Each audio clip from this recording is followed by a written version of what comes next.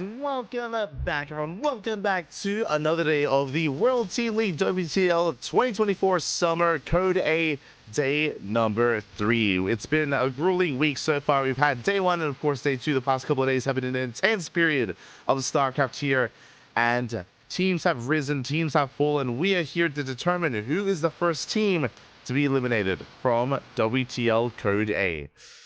Oh boy, it is going to be an intense night of StarCraft here. You can see the matches before you. SSLT versus Team Gosu, followed by Hyberberg versus Platinum Esports. Oh boy, we're here in the lower brackets of the Code A brackets.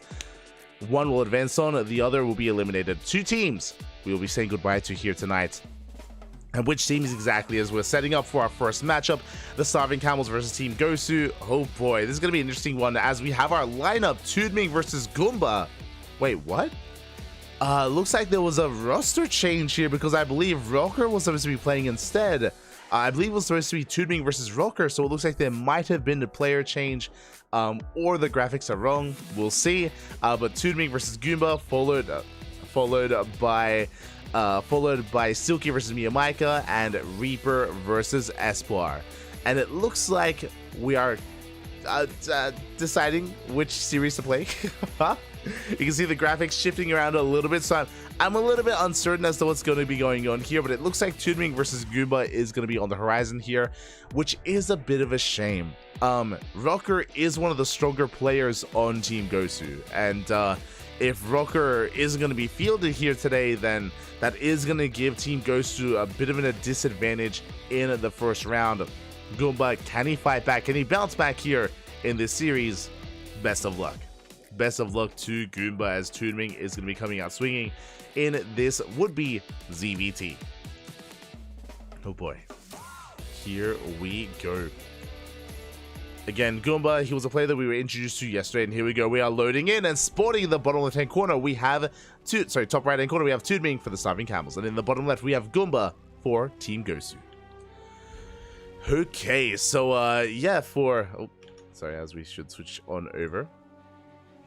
Sorry, I was just trying to look up on Wikipedia and make sure that everything was looking good. But yes, we're diving into our first matchup, and it does look like Rocker is unavailable this week, or unavailable here today. That is going to be, again, a brutal start here for Team Gosu, but maybe I'm getting ahead of myself. Maybe Goomba is their secret weapon, and we did not even need Rocker. It's possible. We'll see. We'll see what Goomba has in store for us. Again, we were introduced to Goomba yesterday, or a couple of days ago, for the very first time. I was pretty unfamiliar with their play style, and we got to see a glimpse of it. They didn't look too bad. We're able to hold their own for a time. We'll see if we can bounce back, though, against the Starving Camels. Big shout to the sponsors, of course. Without them, WTL would not be possible. This event would not be running. And we are sinking our teeth into this ZVT with a very interesting opener. That is a pool first. Uh-oh. Tudming, what are we up to? As game 1 is going to be on Crimson Court. As a reminder to the format as well, this is a best of 7 team league match comprised of best of 2s. So this series here between Tudming and Goomba is going to be a best of 2, and the first map is predetermined. It is set ahead of time here. Crimson Court, that is. So our players have had some time to prepare for this map, and then it is loser's pick thereafter. Here we go. And if you're in the chat, predictions are open. Predictions, they were open. I think they might be closing as we speak. But yes, you can place your bets on who you think is going to be taking this series. Best of luck in your predictions here as we are getting into this. Again, I have to favor Tudming. I'm going to be favoring Tudming in this, but I'm cheering for Goomba to make a series out of this, as this is going to be a gasless opener. Okay, so pull first into hatch into another hatchery. A gasless build here out of Tudming. Quite greedy. Quite greedy here from our Zerg player. What does this mean? This means that we get faster third base, we get faster saturation. The downside here for Tudming is late gas, which means late link speed. Link speed is going to be quite delayed here. Does mean that Tudming can't be too aggressive, too assertive. He can't get across the map anytime soon. It means Goomba is safe to get into his own opener, but I'm not so sure if he can quite punish the build here of Tudming. Also, I'm catching up in the chat. Is this song on a repeat? At least it seems jammed. Este Aista. You're not. Whenever I see someone say jammed like that, I'm thinking of the scene in Spaceballs where they use their jammer and they throw like a big jar of jam at the satellite. That's the scene going through my mind right now. It's great. It's beautiful. Yeah, you would have liked it, Aista. You would have liked it. They're jammed, Bob. But here we go. We are getting into our tech of choice. We've spoken about this whenever we cast Dark, but whenever we do have a gasless opener, it is to skip link speed, or traditionally to skip link speed and to go into roaches instead. That's exactly what we're seeing. Roach Warren is on the way. A big shout out to Azul, Papi. Oh my god, Blue. Thank you so much for resubscribing or for the subscription here with Twitch Prime. Glasses, Papi Glasses, thank you so much. We do appreciate, we always appreciate the support. All the money that we make here on Twitch goes towards our tournaments, goes towards the events that we hold. So thank you. We always do appreciate it. And yeah, you can also, if you want, you can join our Discord server. You can enjoy our emotes. You can enjoy replay packs as well. There are some benefits. We do appreciate it. As we're settling into game one. Now, when it comes to this gaseous opener, it has come to fruition. Roaches are on the way, and I'm keeping my eye on the drone count. Tudming, he's cutting workers at 32. He's making 3 more overlords. I'm curious if he's going to saturate or if he's going to make a wave of roaches. You can see here, as Tudming is moving out, he's droning. So this roach force is just a show of force. It's not going to be a committed attack. He's going to try and force a reaction, trade a little bit, then back off. Behind this, Goomba is going for a very interesting opener. He had a fusion core on the way, but it looks like he canceled the fusion core. He's going for a Banshee.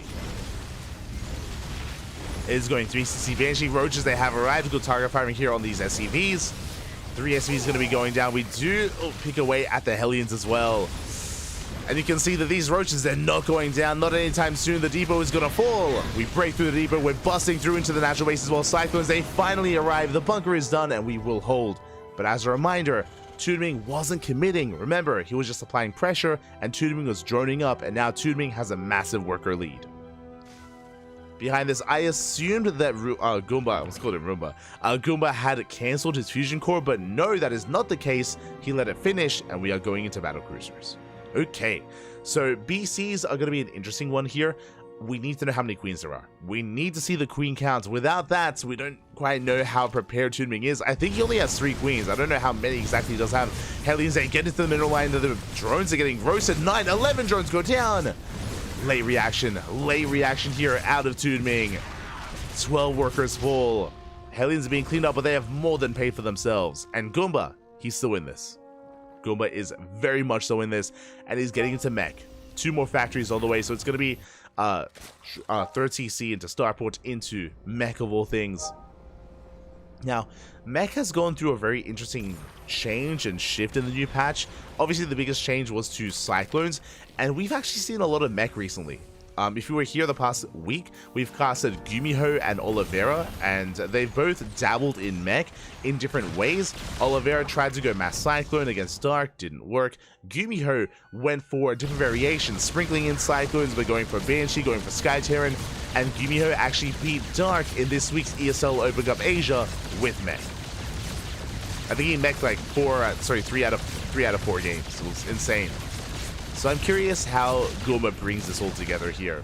First BC gets across the map. We got 5 drone kills already. 5, 6, 7 workers go down.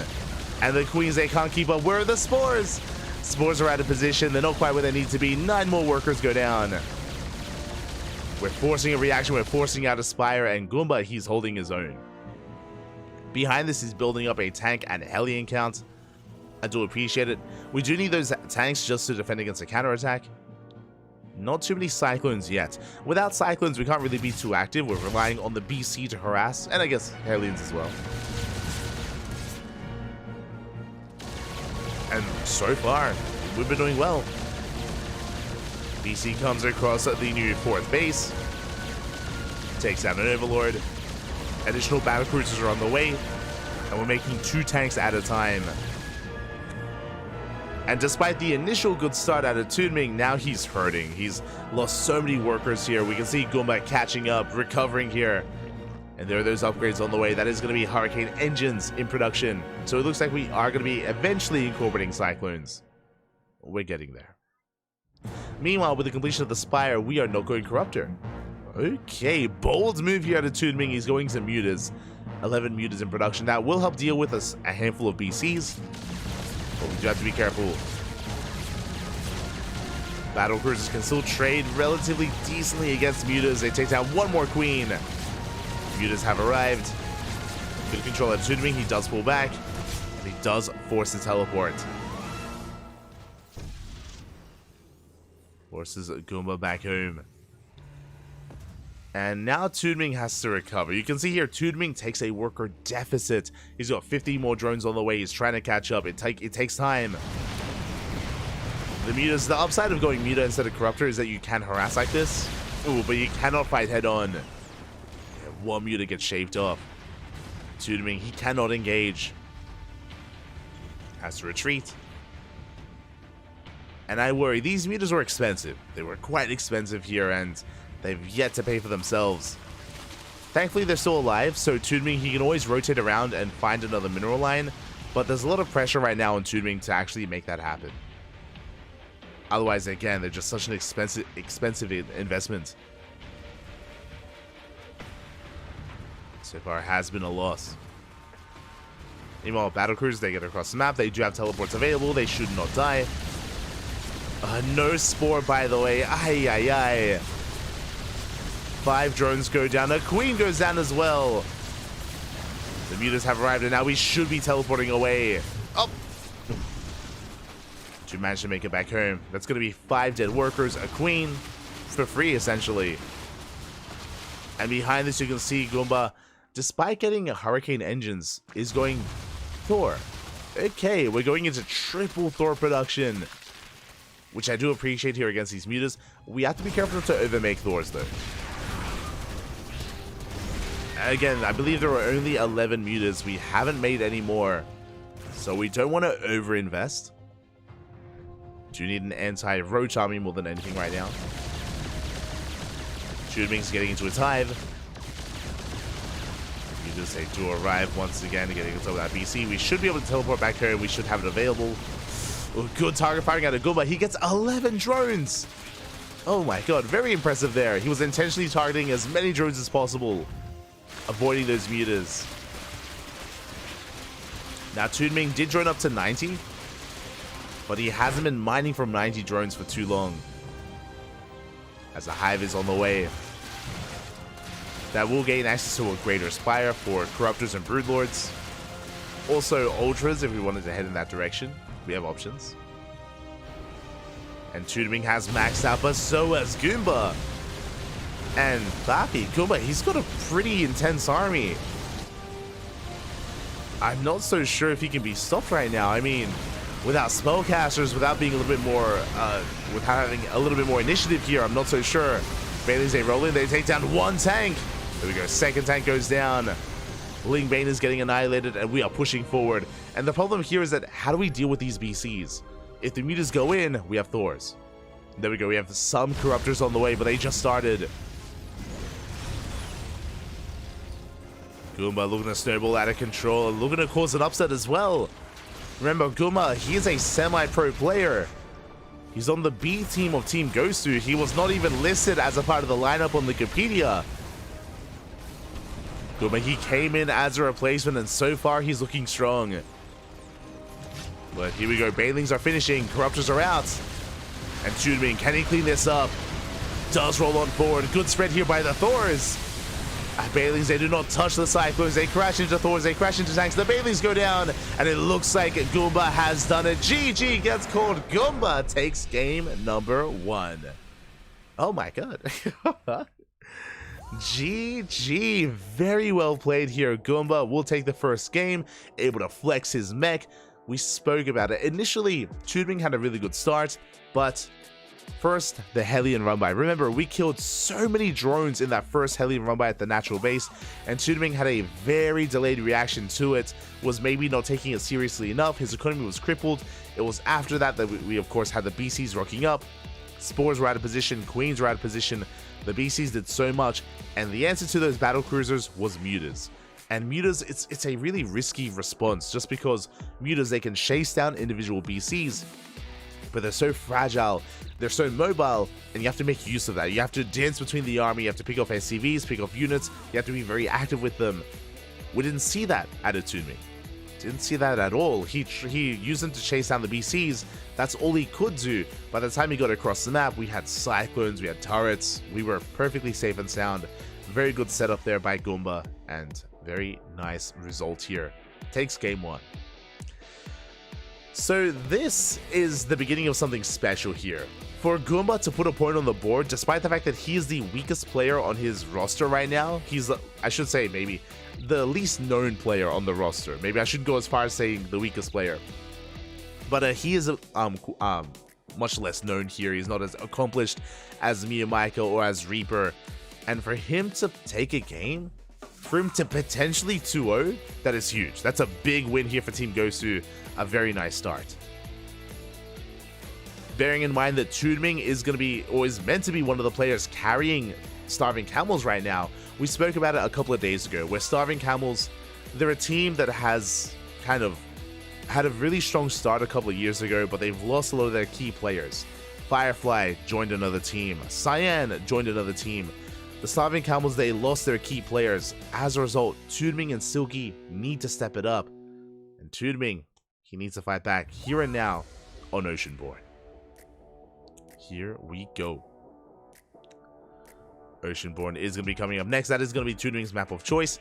Interesting. This is a good map for a queen push. For a committed queen push, for a committed roach push, I should say. We saw Toonming open roaches and be a little bit assertive in game 1. Here, you can commit a lot harder and you can get a lot more done. I'm curious if he's going to embrace that. In the top left-hand corner, we have Toonming for the Starving Camels. And in the bottom right, we have Goomba for Team Gosu. Here we go. Goomba already exceeding expectations here. Able to take the first game against Toonming, against a veteran in StarCraft. And this could be the beginning of something for Goomba. I remember when we first casted him a couple of days ago, I was trying to look him up on Wikipedia, and he's barely played in anything. He's played in like amateur team leagues, and very little outside of that. He's played like in-house like events as well, and yeah, this is Goomba's kind of first foray into the pro scene. I'm excited. I mean, you know, I'm excited as you can be with a meching player. Like, smooch. But, you know what? Even though he played mech in game 1, that doesn't mean he has to in game number 2. He could bring out the bio instead. Could go for the man with gun. We'll see. Meanwhile, the openers are a little bit different. We do see Toonming going for a hatch gas pool. As a reminder, Toonming did open up gasless in the previous game, and he got away with it. Did get away with it in Crimson Court. But here on Oceanborn, he's going for a much more standard build instead. Now, there's a bit of a give and take. Because we're going for a standard build, this does mean that Toonming should be able to get link speed. This also means that Toonming is going to be able to be more active on the map, be more proactive when it comes to keeping up with Hellions and even counterattacking as well. Here we go. So where do I transfer the money to sign a petition to make light cast every single Premier tournament? Oh, that's not going to happen. I appreciate it, though, papi. I appreciate it. Gracias, papi. Gracias. One day. It's okay. We're happy here on the CranKy Ducklings. We're happy, papi. We're content. We're content. You know, can I cast a Premier tournament without pants? Can I do that? Really? Maybe. Aye. Not like this. As for now, we're settling into our game. Do you see Goomba getting across the map with his Reaper? Just gonna be poking, prodding, dancing with the units here of Toonming, nothing major. More importantly, scouting his opponent and getting an eye on the third base, or whether or not there is a third. And there we go. The Reaper rotates over towards that third base location, does confirm it's being taken, so he knows it's not a 2-base all-in. And he's gonna be checking the main base as well. I do like this here out of Goomba. Considering what happened in game 1, I think it's very important here for the Terran players to play safe. Right, like, he's already exceeded expectations. He's already done more than he had to take a game that was huge. Now, just be as safe as possible. Focus and prioritize scouting more than anything. Just make sure you don't get cheesed out. And play out your game. behind this very interesting. If I'm not mistaken, I believe Goomba is going for a 1-1-1. I believe that is a starport before third command center. I believe there isn't a third. So a much more aggressive build here out of Goomba compared to the previous game. Remember, last game was third CC into starport. There's that third CC now on the way. Ooh, Reaper does go down. Is picked off. And there it is. Starport is now finishing up as we speak. And are we going for an add-on swap? We kind of are. Ah, there we go. So there was no add-on swap. We're making the tech lab on the starport manually. What does that mean? Battlecruiser. Battlecruisers are on the way. Fusion core has been thrown down. The reason why, if you're going for an add-on swap, it's to get into Banshees as quickly as possible. The problem with the BC, and the reason why there's no reason to go for an add-on swap, is because you can't make a battlecruiser until the fusion core is done. You can't start a fusion core until the starport's done. So it does take a little bit longer. There's no reason to, you know, rush into things. Meanwhile, big scout there out of Tunming. He does get in. He does confirm the fusion core. Big moment here for the Blue Zerg player. So now he's fully aware that BC is going to be on the way. He is aware, and how does he respond? Lair first. I like this. It is going to be a lair first here at Tunming. This does mean that as soon as lair is done, we should see a Spire. Spire is going to be prioritized, and he's going to be able to get into either Corruptor or Muta much faster compared to the previous game, and ideally shut down the battlecruisers a lot better as well. So this time, Tunming, he won't be caught with his pants down. We should be throwing down spores momentarily as well, in time for the battlecruisers, and it is going to be mech. Opening up BC usually means mech, but not always. I was holding out hope it could be BC into bio, which is less common, but still viable. Alas, it's not going to be seen here. It is going to be mech. Meanwhile, Tunming, now that the lair is done, bam, instantly we have the Spire. Now, what's important here as the first BC is finishing, if the BC teleports into the main base, if Goomba knows where the Spire is or guesses and gambles, he could focus on that Spire and he could force a cancel before any mutas are made or any corruptors are made. So there is a bit of a window here. There is an opportunity. Here we go. BC has arrived. Spire, it's a quarter of the way done. Well, soon to be half of the way done. And we'll see where we end up heading. Cool. I do appreciate, though, that we have 3 queens in the main, ready for any kind of dive. And interesting, Goomba is not teleporting in. He's going to be floating in instead, which means the Spire should be safe. Spire is going to be safe. Goomba playing it safe as well, just rolling out across the map, trying to get whatever he can. Bearing in mind that Goomba knows he got scouted, so he's respecting Tunming. He assumes that Tunming would be ready in the bases and doesn't want to risk teleporting in. Speaking of being ready, we have 5 queens here in position. Spores are in the mineral lines. BC's going for a queen, but we have transfuse.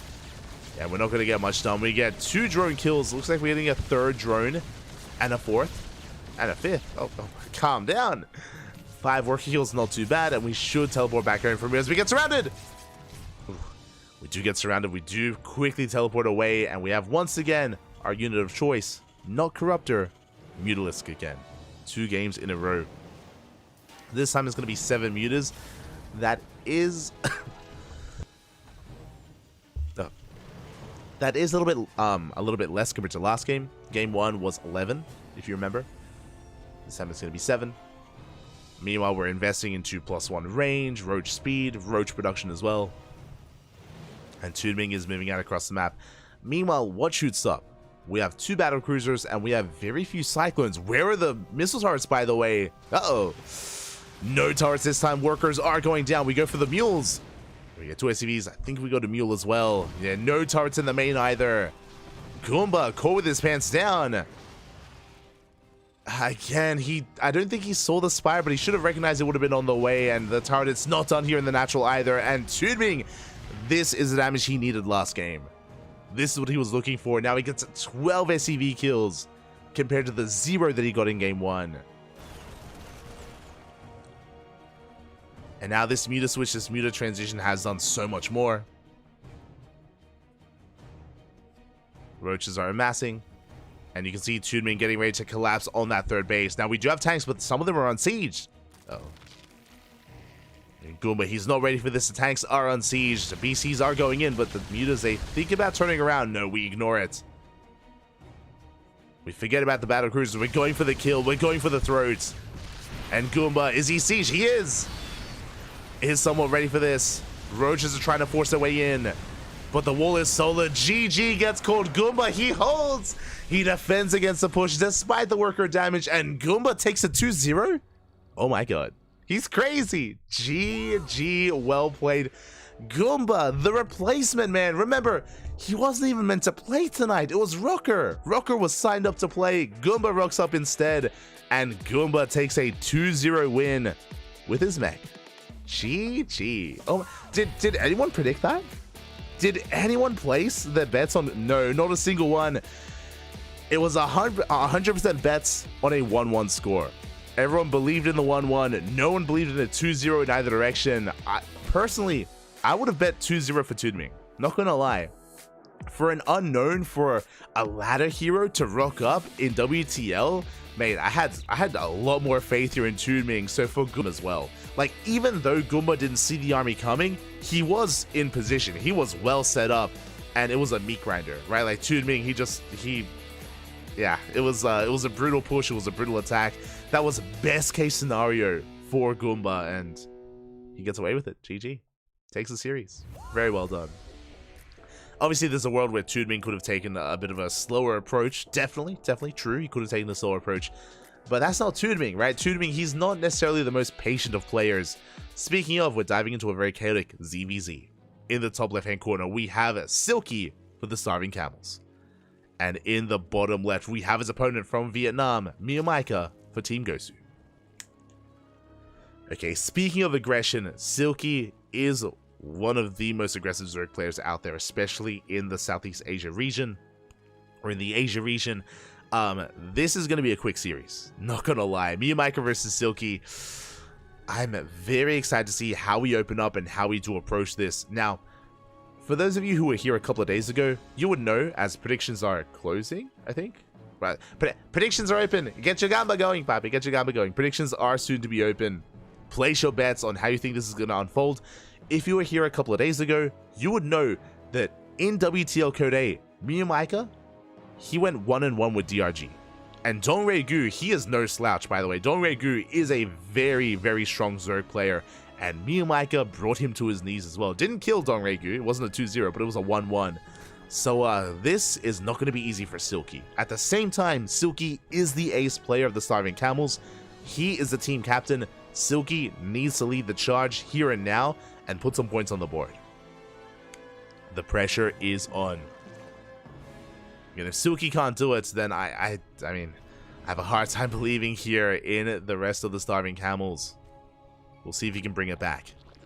Meanwhile, as we get into our openers, we do have a very interesting opener out of Miyamaika. Miyamaika went for a gas pool. He went for a gas pool opener. What does this mean? This means Miyamaika, he went for a later hatchery with the faster gas, fastling speed. You can see here he's not pulling out.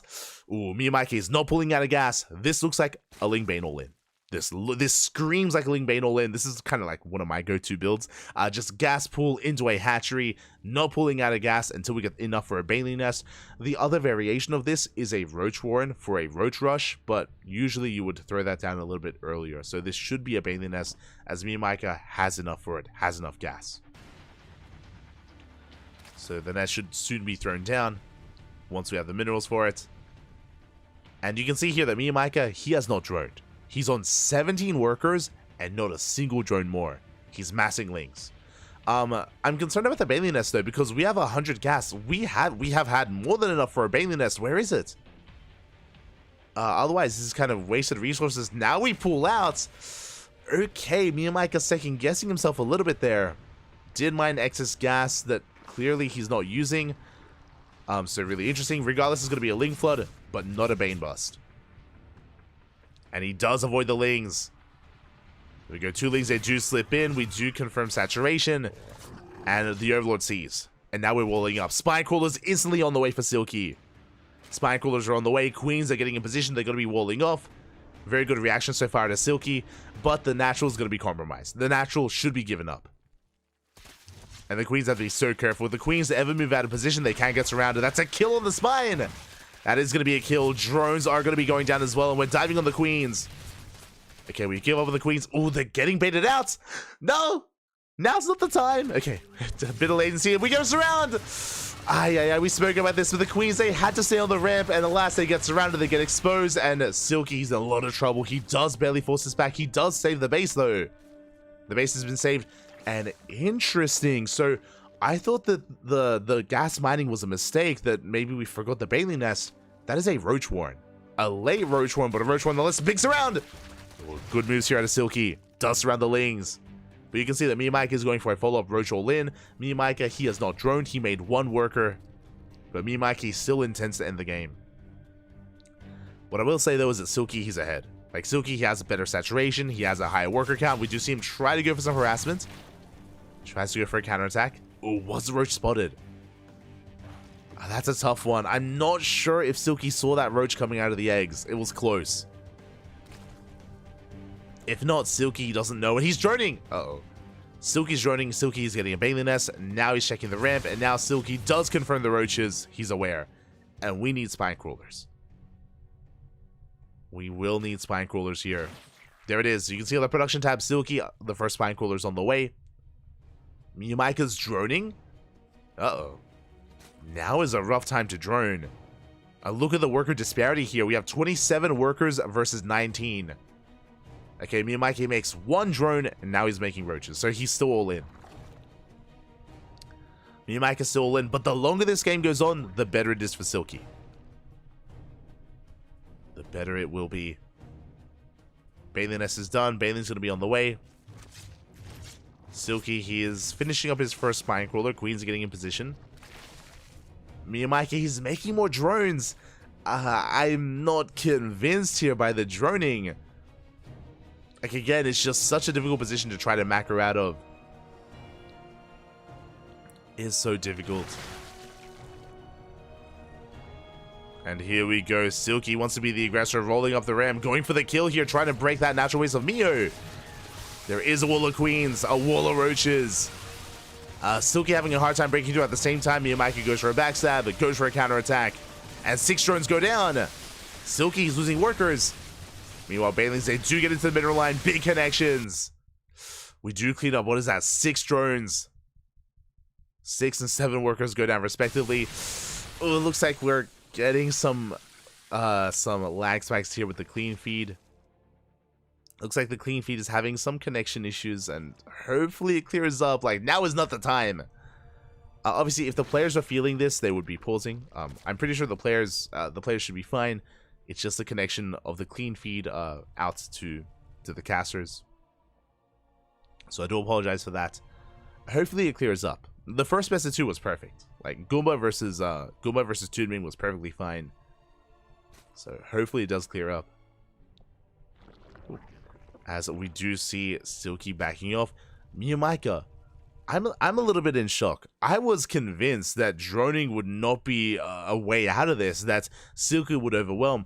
But because Silky went for his own counter-aggression, because Silky has not taken a third, bearing in mind, Silky has map control, and he has not taken a third base, which means that Miyamika, he's catching up. He's catching up in workers. He's getting there. Like, Miyamika is stabilizing.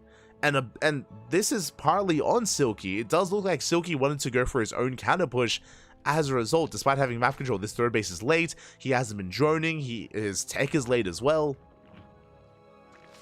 It was a risky maneuver here out of Silky, and I spoke about it in the introductions about how Silky is a very aggressive Zerg player himself, and sometimes that works against you. To not calm down, to not macro. And now we have to. Now he's forced to drone. And that wasn't the initial plan. As the dust is settling, Miyamika, he has the faster upgrades. Faster lair, faster +1 carapace. Somehow, someway, Miyamika, he's taken his own lead. Which is crazy. Look at the resource loss, pretty comparable here. Silky losing more minerals, actually.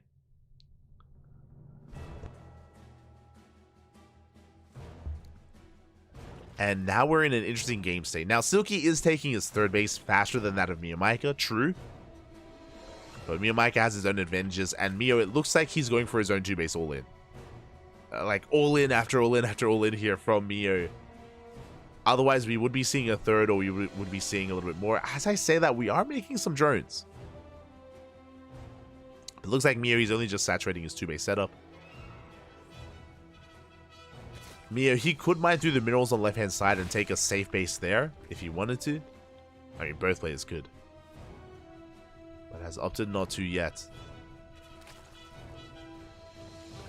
And look at the supplies here, as they're pretty similar with each other. Both players are still sprinkling in roaches. Really what we're waiting for is the upgrades. Like, the upgrade timing from Miyamika is going to be huge. +1 carapace and roach speed. Yeah, so wait a little bit longer for that to kick in. Third base from Mio is now being taken. And with roach speed, he will be able to reinforce across the map a lot faster. He's going to be able to kite and, of course, out-micro his opponent, or has the potential to out-micro Silky. No Ravagers from Mio, just purely Roach. Silky's got his own Ravagers at least. That will help him out. That will force micro out of Mio. And there we go. Roach speed has kicked in. +1 carapace as well. But Mio, he's still chilling back at home. And you can see here that Silky has been droning. Silky's up to 52 workers. He's been happily saturating his third. Mio hasn't. So once again, Mio, he's falling behind in the economy. And I feel like I'm like repeating myself quite a bit here, saying that, you know, the longer this goes on at this point, the better it is for Silky. As Silky should be able to overwhelm and just surpass Mio when it comes to the supply, when it comes to the army, with a better economy. So I feel like Mio, we have to pull the trigger soon. But we may opt to wait for more upgrades. Like, this is interesting. Silky's one to move out first, actually. Okay. This could work out for Mio. Silky is pushing. Roach speed is about to kick in for our blue Zerg player. You know, he's set up. He has a decent army. Has his own Ravagers. There we go. Is going to engage. Has a bit of concave as well. Oh, but Ling's coming from behind. Silky trying to set up a surround as well. That is going to be huge, and Silky can break through. Again, those things doing such a great job here, just tanking shots. Yeah, Ravagers are going down. Silky forcing his way in. Ignores the natural. He's going for the third. A very mature response here out of Silky. Yeah, drones are going down. Just a very safe way here to ensure that he does maintain his lead. Doesn't throw away his army. Doesn't try to force his way up the ramp. Ooh, everyone's going to be going down. And you can see here, Silky, now he's secured himself. He is up heavily here in supply. Has a massive army. Miyamika, he almost bounced back into this. I was shocked when the game settled on 2 bases. But as the game settled on 2 bases, Miyamika, it felt like he was of 2 minds. He was still taking a third and still squeezing out drones. Like, it felt like he wanted to macro, but also all in at the same time. It was a weird game state there for Mio. And here, Silky has outscaled him. You know, Mio, he wasn't able to make use of his faster upgrades. Like, that's what I was expecting, right? We were hyping it up, right? Roach speed and +1 carapace was finishing faster, and it did. But didn't make use of it. And now, all Silky has to do is contain. The reality is, all he has to do is just contain Miyamika. You can see back at home, he's droning. We have +2 on the way. Hydroden is done, which means we can gain access into, well, we can go head towards Hive Tech for Vipers. We can tech however we want. Silky has the freedom to do so.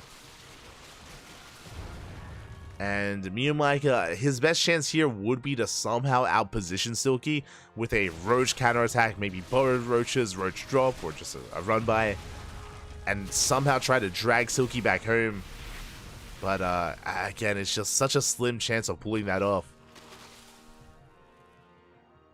Especially with all these overlords. Like, there's vision everywhere. It's going to be so difficult to get a harassing force out across the map. And there's the infestation pit. There's the lurker den. Silky is headed towards Hive Tech. Towards Hydra Lurker Viper. Just refining his army. And it's a numbers game at this point. Silky, he's the one to peel off some roaches. Going for the third. Oof, piles do connect. They supply block Mio. Evo Chamber's gonna go down. We denied +2. Big cancel. And again, pushing up a ramp is difficult in this matchup. Even if you have a supply lead, you can throw away that lead, pushing into a concave. But Mio Mike, he gives up on the ramp, does pull back, and we snipe the natural. Mio, he's down to 1 base. Oh my god. Yeah, he's just being picked apart. There's no keeping up with Silky, not anymore. But this was a very chaotic game. It was very back and forth. It was an interesting start. Remember, it was gas first with extra gas into a Ling Flood. Into Silky almost throwing and going for his own counterattack and unable to kill Mio. The game stabilized at one point, but not anymore. As Silky does throw away some roaches. Uh-oh. Silky has to be careful. There's a lot of roaches being thrown away at the same time. Does collapse here on the army, going for the Ravagers. Piles, they will graze the army. Miyamika forces to split up his units. Lurkers are on the way. The concave isn't looking too bad here from Mio, but again, he's just running out of steam. He will force back the army. Lurkers have arrived. Where's the dissection? There is none. GG gets called with the revelation of the Lurkers, and Silky, he fights back. And casters in-game, in any of these. Instead, it is observed by the Chinese production team, by SE Boy.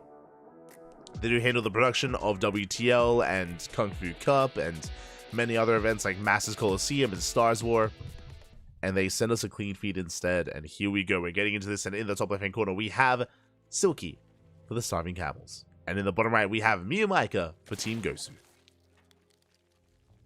But they handle the production, they handle the observing, and because they're of course broadcasting from the land of China, they use a VPN to send us the clean feed, and because that sometimes is not the most stable of connections via the VPN.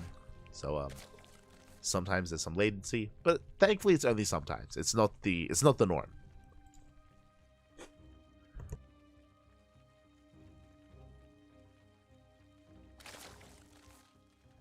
Thankfully it is not the norm. As Miyamika going for a pull first. Okay. Very interesting. Pull first here from Mio. Meanwhile we have Silky going for a hatch first instead. Now, bearing in mind, this is only a pool first. This could actually be a gasless opener. It's going to be a pool hatch build out of Miyamika. He could delay his gas even further than that, just to make queens and drones and be a little bit greedier. But as I say that, gas is now being taken. So it is just going to be a pool first opener here out of Miyamika. The purpose of this should be to make lings early on, to move out with 4 to 6 lings and try to pick off some drones and try to out micro Silky. Can Miyamika pull it off? Can he out-control his opponent? We'll see. We'll see if we even make any lings. Miyamika does have a queen on the way. Meanwhile, you can see Silky, his own spawning pool, still not quite done. And Mio, for now, it looks like he's only droning. I'm still waiting for the Overlord to finish, but yeah, he's just sticking with drones. Okay, so it looks like just a very safe build out of Miyamika. What I mean by that, if Silky had gone for a 12 pool, or if Silky had gone for a 13-12 or a 12-11, any of these early pool builds, then Miyamika essentially would have hard countered. Like, this pool first is just very safe, and he would have just completely shut it down. So I was assuming that Miyamika was going to be a little bit more assertive with it, but no, just very safe play here from Mio. Again, Silky has a reputation, so it does make sense for Miyamika to open up the way that he did. We can see that it wasn't really worth it, or that Silky played an open up standard. But I can understand the rationale for Miyamika. As because of the opener, he's just now getting into the rest of his saturation. He did skip all of his lings, so with the extra lava, Miyamika actually does have a worker lead. Does have that worker lead as he is staying in gas. Oh, and we see why. I was curious. I'm like, yo, that's a lot of gas that Miyamika is working with, and that is a very fast Roach Warren. Likewise, Silky did the same. He did not pull out of gas, and we're going for a fast lair.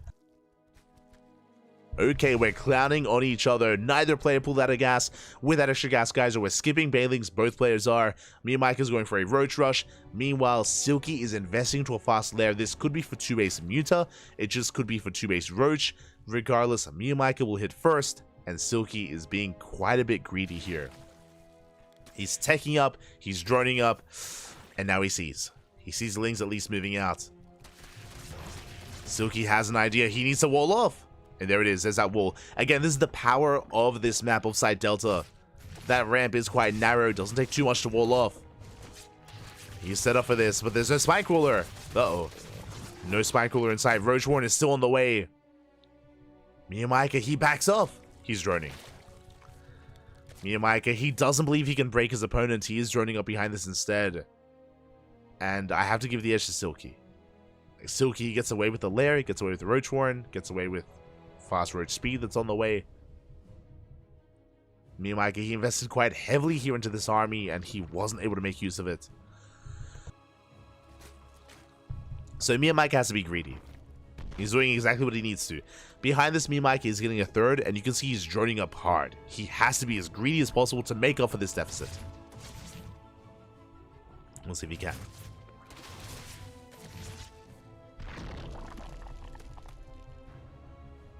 Because Mio is going to pull back. Does end up pulling back here. Meanwhile, Silky, he actually cut drones, by the way. He did not fully saturate his natural. Silky is building up a Roach count. He's going for his own push. Okay, interesting. I mean, we'll see how we commit. Silky, he might just be a little bit afraid of Mio, so he's just building up an army before he expands, or he could just move out. Yeah, Roach speed is kicking in 10 seconds, and Silky is pushing out. Yeah, oh my god, the creep highway is set up as well. Miyamika getting ready back at home, amassing more roaches. He has a concave. Silky is droning behind this, which means he doesn't intend to commit. You can see him parked outside the bases. Does poke in. But this is basically Silky puffing up his chest. He's just playing a game of chicken here, trying to force an overreaction out of Miyamika. And Silky's droning up as best he can behind this. Getting into burrow and tunneling claws, and you can see Silky back off. So again, this is a big part of ZVZ, is posturing with your roaches, trying to fake out your opponent, trying to force overreactions, stop them from droning while you drone up yourself. So really nice move there out of Silky. With that, he's able to catch up despite not having a third. Speaking of, that third is under fire, but he should save it.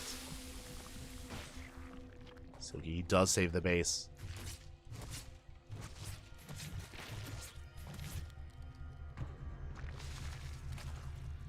Does save the base. Mew behind this, getting into his own roach production as well. And the game is going to be calming down. The game is going to be calming down from here. But it does look like Silky is going to be the first to hit the field. I'm concerned about that burrow. I don't see much detection, and I don't think Miyamika has really recognized what's going on. Tunneling Claw roaches, they can be so annoying to deal with, and Miyamika could be torn apart.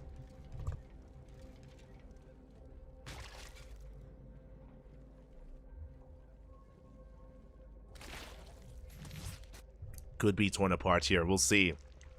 There we go. Silky is pushing. Burrow is done. Tunneling Claws is done. And do we have any detection? Oh, we do not. There's no spores. There's no Overseer roaches. They are getting into the main. The main base and the natural. Ay, ay, ay. There we go. They do on Burrow. Drones are going down. Silky pushing in. It looks like he doesn't quite catch the army. But he does get the drones, and that's what matters. 11 workers go down, and getting a couple more hits on, or hits in, on the army. That's going to be 15 dead workers, 16! That's an entire mineral line going down. Good trades here from Silky. And he does back off, and just like that, Silky takes a massive lead. He's still in the main! No shot, he's still in the main base, he's still killing more workers, and this is becoming too much. This is becoming game-ending damage. As there's still burrowed roaches in the natural as well. Where is the detection? Where is the detection, by the way? I don't see any overseers. And Miyamaki is all in. He's had enough. He's down to 22 workers. He is not redroning. Mimike is completely all in. All Silky has to do is survive. Easier said than done. Spine crawlers are on the way. We need as many spines as possible. Does collapse on the army. Does catch some of the Ravagers. Very nice catch. Ravagers are going down. We have the Concave as well. Yeah, Mimike is running out of steam. He's running out of army. He was crippled, and it looks like Silky, he's bouncing back in this series. The Starving Camels, they had a rough start, but GG gets called, and Silky will take the 2-0, tying up the series 2-2. GG. Oh my god. Oh my, a very intense ZVZ there between Mimike and Silky. There was a lot of posturing. There was a lot of posturing, a lot of aggression here. Unfortunately, when Mimike went for his own 2-base all-in, he saw that Silky was able to get a read on it, was able to wall up. We saw that as soon as Silky was able to defend on 2 bases, he had a pretty substantial lead, and he was able to make use of that to rush into Tunneling Claws, to rush into Burrow, and Mimike just had no idea what was going on. He was not ready for it whatsoever, and it just straight up killed him then and there. Burrow was the MVP, and GG, well played. Silky bounces back. Again, Silky, he is the ace player of the Starving Camel, so if anyone could take some games, it would have been Silky. But now it comes down to a TVZ. Oh boy, Esper versus Reaper. Reaper, if you're unfamiliar, he is the cheesiest Zerg player in all of the Americas. In all of the Americas, he's the cheesiest one. I do not expect a macro game. I expect nothing but all-ins out of Reaper. And I worry because Esper is another quote-unquote ladder hero. He's an amateur player. He's not an established pro like Reaper or Mimike or Silky or Toonming. He's like the Goomba of the Starving Camels. Honestly, it would have been fun to have seen them face off. It would have been really fun to have seen Esper and Goomba face off against each other. That would have been great. What was it? Looks like they may have restarted their stream. But now he's up against Reaper, and I'm concerned that Esper is unfamiliar with him. Reaper has a reputation.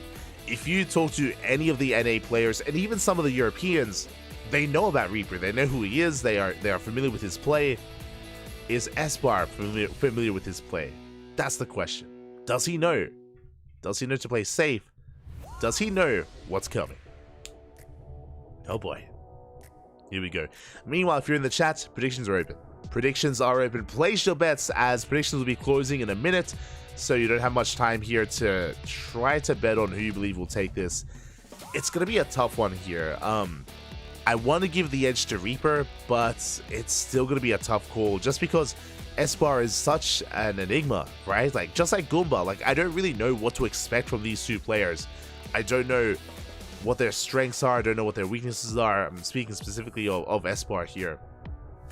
I don't know what his tendencies are either, and yeah, it's a big gamble. It is going to be a big gamble here.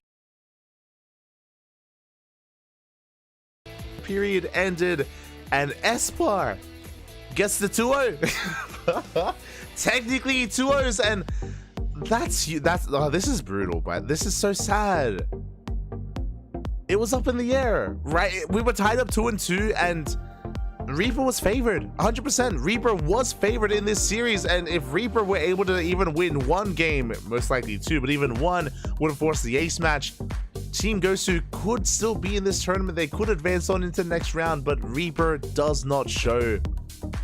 And as a result, Team Gosu is eliminated. Team Gosu, they are eliminated from the tournament. I mean, a big shout out to Goomba. That's the other. Oh god, it's so sad. Goomba did so well. Goomba 2-0 Toonming. Like, Goomba, he did beautifully here today, and it was kind of for nothing. Unfortunately, despite the wins from Goomba, Mimike was unable to capitalize on that, and Reaper did not show. Hopefully, it's something serious. Hopefully, it isn't, you know, Reaper maybe having something IRL going on where he couldn't make it. At the same time, though, if it wasn't anything serious, shaking my head. I know it's a bad time in the Americas. I know it's very late in the Americas or very early, depending on where you are, but it's not at a good time slot. But that is such a shame. That is such a shame. GG, well played. Congratulations to the Starving Camels. They win form. Horn Mono's in form. I think my biggest question mark is Boanan. Boanan hasn't been looking too bad in online tournaments. We've seen Boanan actually have some surprising results in ESL Open Cups, so we'll see if that continues to be the case. We'll see how they perform against Hot Mono later on in the night. These other matches, though, are going to be quite competitive and quite intense. I look forward to it. Let's go. It's going to be a TBT to kick things off between Special and Vindicta. Bearing in mind that Vindicta, of course, he played yesterday against Euthermal. They did compete last night, so they went for a tied up 1-1 score.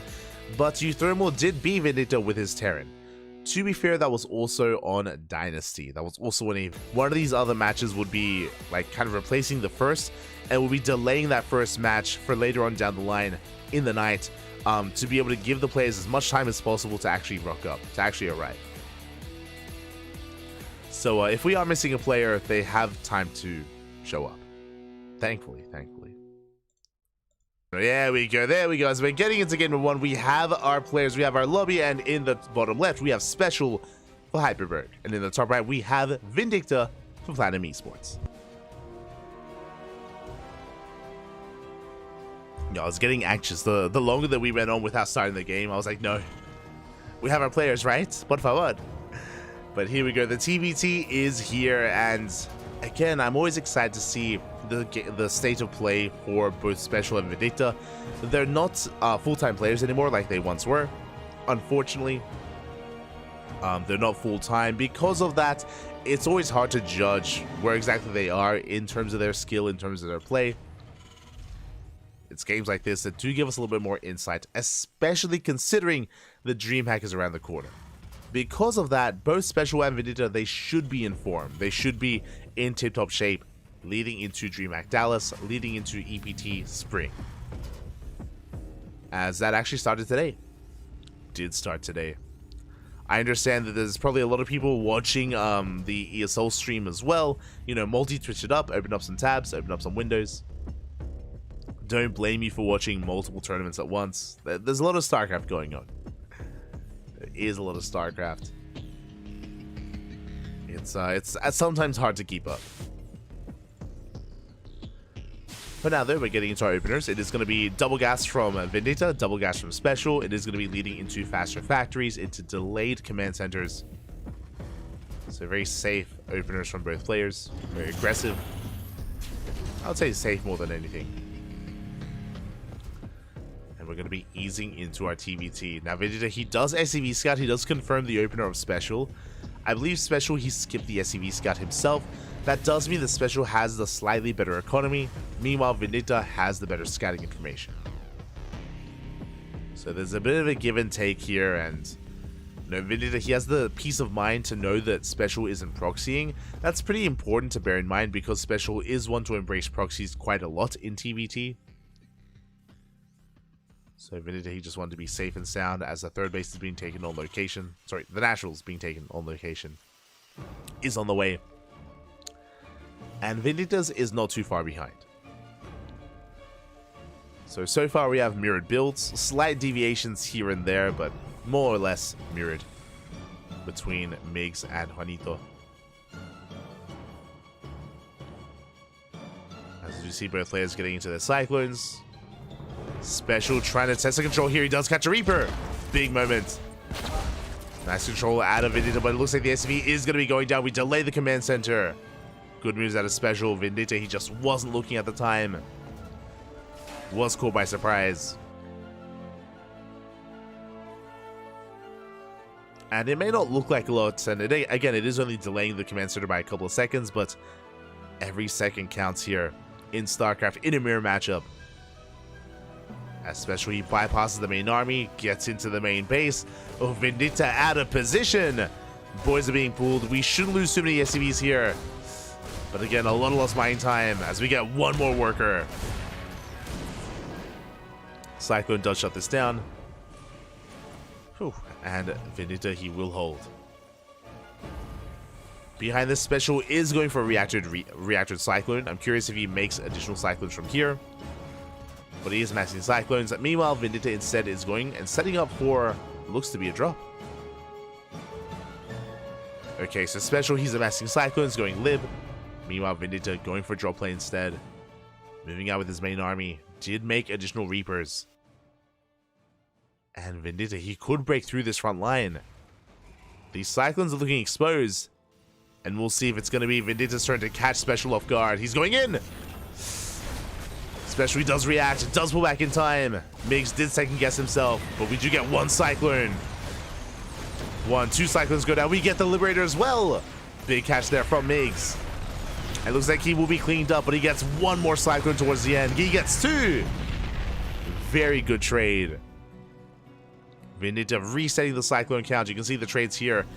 Juanito losing 4 Cyclones to the 2 of Migs. And now we're going for the drop. More importantly, we sniped that Liberator, which means it cannot harass across the map. Special behind this, going for his 3rd CC on location. Very risky move here from Special.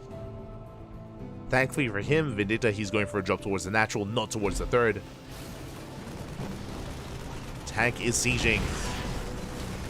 We do have an auto turret. Medevac is getting low. Raven doesn't commit, not yet. We can't wait for the disable, and it looks like we may get a depot. Yeah, depot goes down, and Vendetta, he gets the hell out of here. Nice moves here from Migs. Gets a couple of workers, gets a depot. He doesn't take his chances. He gets the hell out of there. As Interference Matrix is finishing up. So honestly, these have been some really nice moments here from Vendetta these past couple of minutes. Has done very well. The downside here is that Vendetta, he did not scout the 3rd base location. He didn't see the main. He doesn't know how greedy Special is being. Which means that Special is catching up, if not overtaking Vendetta in the economy. As you can see, the 3rd base is done. And now morphing into an orbital. Meanwhile, Migs, he's still got his own CC on the way in his main. And he doesn't know how far behind he is. I should say he doesn't know the timing of his opponent's base. Scans the main, sees the lack of command center, which isn't enough of a tell. He doesn't know how much progression there is, he doesn't know that it's been taken. And now he's pushing. Now, I believe Vendetta, he does have a tank lead because this entire time he's been making Cyclones, not tanks. So, our Red Terran has a tank lead, but Special has the Raven lead. And he has the Sables. He can matrix those tanks. Again, the matrix is going to be so crucial here. Likewise, the anti-matrix as well. As Vendetta, he could matrix the Ravens of his opponent and could still push in. At the same time, going for a drop into the main. It is sneaking in. Special, he does manage to react in time. Does drag his reinforcements over. He should clean this up. As we get a couple of SCVs. At the same time, Vendetta pushing in. There is one tank in position. Order starts to throw it down. They get a Raven. One Raven goes down. 2 Ravens go down. Big pickups there. Vendetta, he snipes 2 Ravens at the same time across the map. Cyclones to arrive. But there are tanks in position. Yeah, boys are being pulled. A bit of an overreaction out of Vendetta. Not gonna lie. But very nicely done. He denies the 3rd. He defends back at home. All he needs is his own 3rd base. And it's on the way. It's quite low though. Yeah, it's taking a lot of hits. Tanks are able to siege up. And it is in position. Special rallying across the map. Right now, the pressure is on Special to push in. Okay, going for a double drop towards the main. Remember, Vendetta, he sniped 2 Ravens. He has 3 Ravens compared to the 1 of his opponents. Getting some auto turret harass. Drop is making its way to the main base, and Vendetta is being pulled apart. He's trying to set up here. Being hit from 3 angles. 12 SCVs go down. And Vendetta, he is struggling. Do you have the disable? Both disables, but a tank wanders in. It looks like Migs, he will clean this up, but more SCVs go down. And he's getting picked apart. 15, 16 dead workers. That's an entire mineral line. And Special is going for another double drop.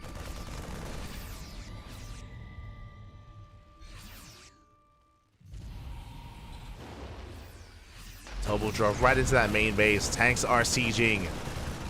And again, Vindicta out of position. It was doing so well earlier, but unfortunately has been missing these drops. Vindicta trying to get in position. Goes for the stim. Does dive in. Will clean this up, but at what cost? Bleeds out a Raven. Bleeds out 26 workers. And just like that, despite the good start out of Vindicta, Special, he has a massive lead. He's on 3 base saturation. He has an army. He's going for a Doom Drop. That threatens a Doom Drop. And any kind of advantage that Vindicta once had, it's not there. Not anymore. He's trying to catch up with 2-2. Trying to remake his workers. You see Special rotating over towards the right-hand side. Does go by unscouted. Gets the drop off. Tanks are sieging. And can Vindicta break this? The only chance is with Ravens, but he lost so many earlier. We denied +2. +2 gets denied, and +2 armor hasn't even started. Vindicta going for his own counter Doom Drop. Which is maybe his only chance.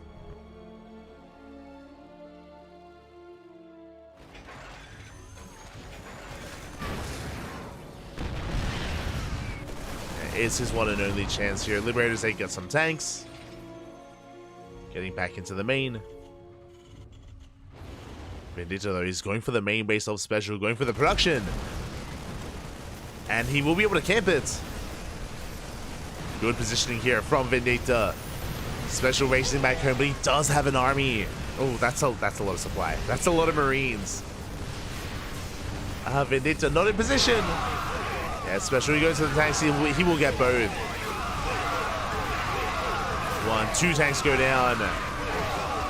Looks like Migs can barely hold, but GG gets called. There's just too much, and Special takes game number 1.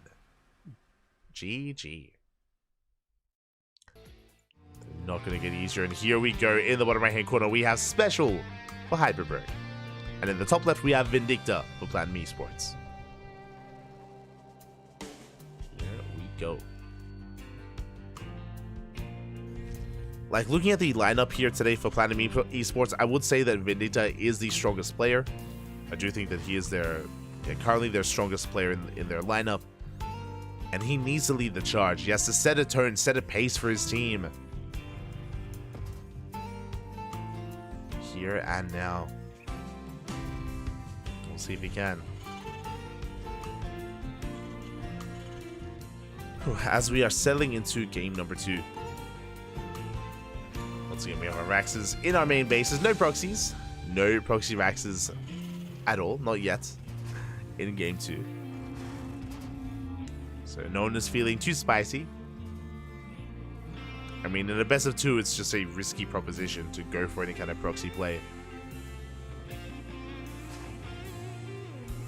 So neither player really feeling too confident with that, as we're easing into the early game. It is going to be a double gas build out of Special, double gas out of Vindicta. Once again, mirrored builds, going into faster factories, just like game number 1. Now, in game 1, we saw Special embrace the new Cyclone and mass up quite a number of them. Went for a Cyclone heavy style early on. We'll see if he does so again. We'll see if Vindicta shies away from those Cyclones, or if he embraces them. He goes for the mass Cyclone as well.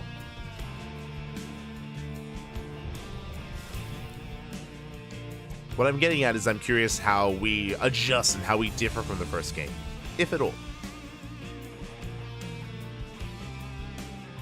As if you remember, in game 1, Vindicta did go for a faster tank production. For now, we're just easing our way into this. We should be expanding, taking our natural bases. Going for our command centers. Nothing too wild.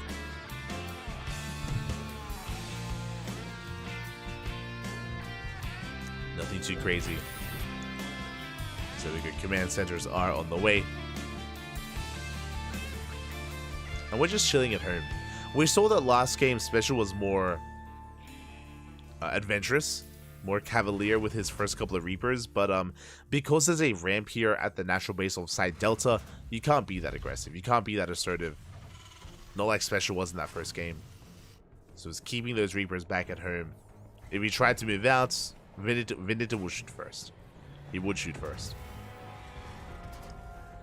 And one shot could mean everything in that fight. Behind this, we're getting into our reactor. It looks like Special setting up for an add-on swap. Meanwhile, Vendetta is getting into his 1-1-1. Going for an initial Widow Mine into a tech lab. Okay. We're going with some drop play. Medevac is on the way for Vendetta. Meanwhile, there's that add-on swap from Special. Going for a Raven-based opener.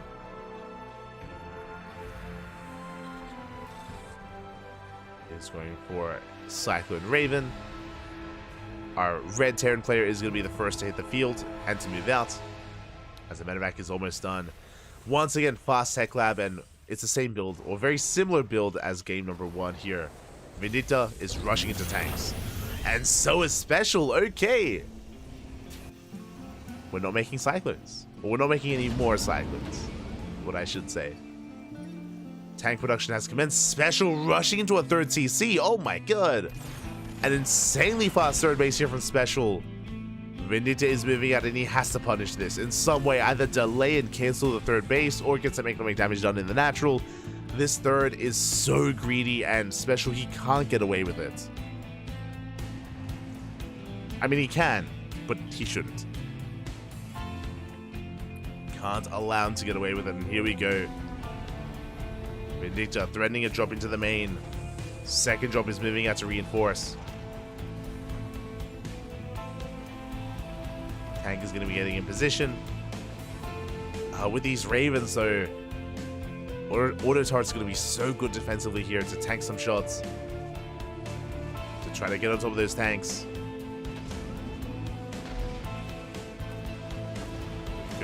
He's getting within range. Drop into the main base, does get eyes on the third CC. Now he knows. Now he is fully aware. Using Special, getting in position. As Vendetta does get into the main, going straight for the mineral line. Counter tank shot's going to be going off the Reapers. They are shut down by the Cyclones. They try to be at least. As Vendetta also gets into the main. Gets a Marine, Paul Big Up. Very nice micro here out of Vendetta. But he's being forced out. The starboard, though, is getting very low. And Special instead is going for a counterattack. Okay. Doesn't bother defending with these Ravens. Goes across the map, delays the third CC. And the workers are falling. Oh, so many workers go down. We get 6 enemy vehicles. The mine shot goes off. The medevac falls. Vendetta, though, pushing his way up into the natural, going for the kill. Boys are being pulled. We get one disable off. Special has one tank to defend, and it's barely going to be enough as Special, he shuts this down. Takes down both tanks, takes down the Marines. He does bleed out 22 SCVs, but he has a third. Special does have a third base and he's pushing out. He has 4 Ravens. Oh my god. He's up to 4 Ravens. He's chasing down this final tank.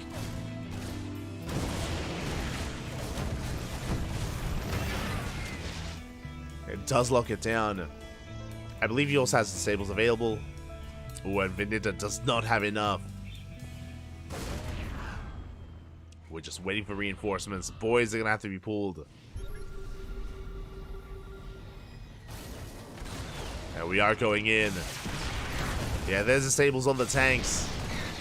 They do nothing. GG gets called. There's nothing left here for Migs, and Special will take the series 2-0. We'll take the 2-0. GG. A solid start here, a solid lead for Special. Does give his team quite an advantage here. As there we go.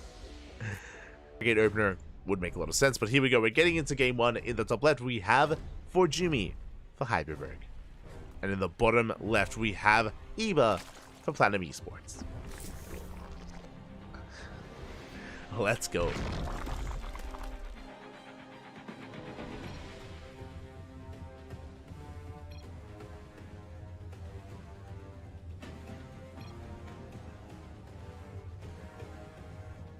Here we go. Why must Light Children always fight like this? True, true.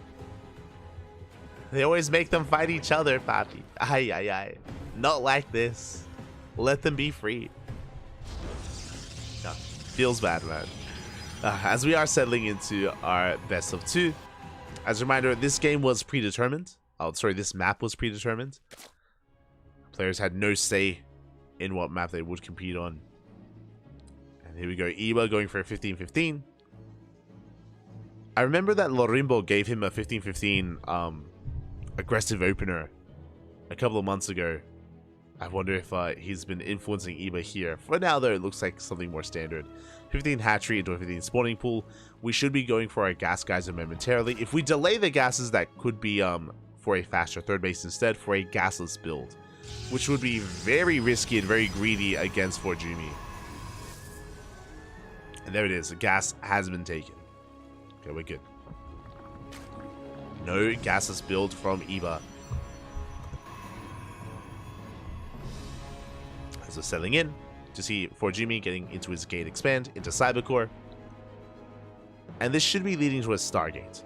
As I say that, Forjumi is a very aggressive Protoss. If you're unfamiliar with his PvZ, Forjumi, he is willing to embrace more chaotic styles like a Robo-based opener or a Twilight Council for Glaive Adepts, Dark Shrine, DTs. Forjumi, he's an animal, and he's very aggressive in the mid-game. So even though I think this map is very, very good for Stargate play, it's Forjumi, could be anything.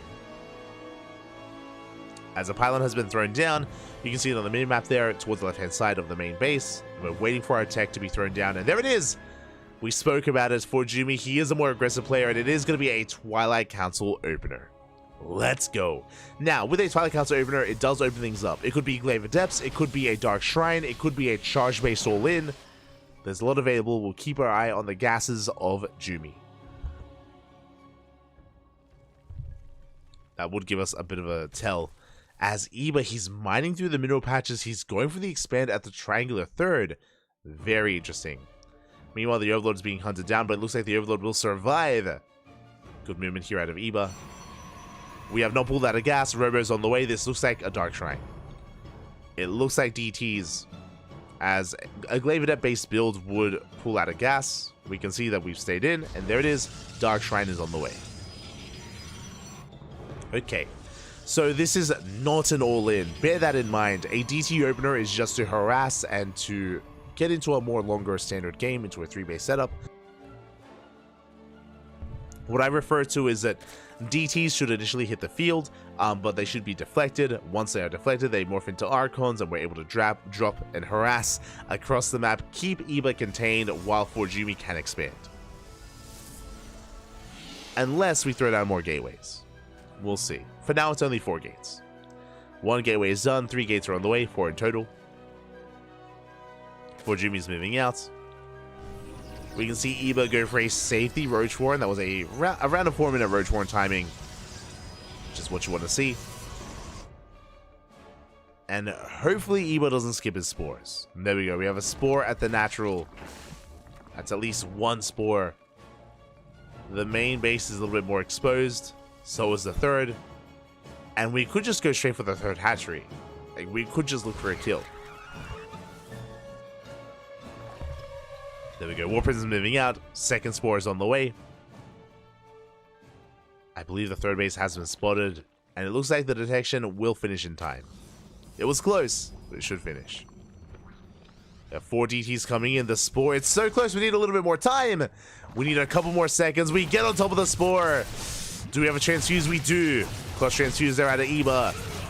Boys have been pulled, and we will barely save it. Whew, that was a clutch defense here, but we still get 8 drone kills. Bearing in mind, it wasn't 8 drone kills for free. That was 4 Adepts. Sorry, that was 4 Dark Templar. That was not a free trade. That was expensive. And Eba holds. So, Shema, Papi, Shema. DTZ waddle back into the main base, going for the Spore. Quick reaction out of Eba. Instead, we go for the Queens. For Jumi committing a lot here. And, oh, can he get it? He's going for the Queens, and it looks like he will barely break through. Oh, I spoke too soon. The Queens are so low, by the way, and they survive. Oh, my God. Eba. The Queens are on, like, 1 HP. They barely survive. And they force a recall. Eba does defend for Jumi going for a ninja base. I mentioned before, he's an animal. He is. For Jumi is an animal. We have a ninja base here on the right-hand side. The center base is being taken. Meanwhile, Eba, his third has been left alone. Eba able to saturate his bases freely without too much issue. Is droning up happily, getting into his roach production. Lair is done. Upgrades are on the way. And I have to say that Eba is in a good position. The pressure is on for Jumi. Now, the hope right now is that Eba believes it's a 2-base all-in. You can see Spine Crawlers. Already, overreaction. Spine Crawlers are on the way for Eba, and for Jumi, he has to sell the story that this is an all-in, while instead, he recalls and Maynards and saturates the ninja base. Eba's racing back home. He does scout the Nexus. Big moment here for Eba. He does check. He does confirm. And this gold base, or this ninja base, should not get up and running.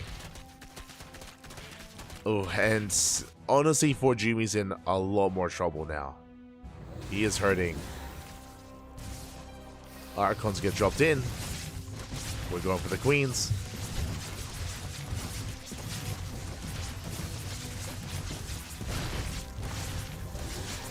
We do manage to get a couple of them. Good pickups here by for Jumi. The Prism does take a lot of hits, though. Does take a lot of damage, and we do manage to get away. The Roaches, they do arrive here at the ninja base. For Jumi doesn't bother to saturate, knows that there's no saving it. And Eba, he's already rushing into a Hive. Hive is on the way. Hydra Den, it's going to be Hydra Lurker Viper. The ideal army for Eba.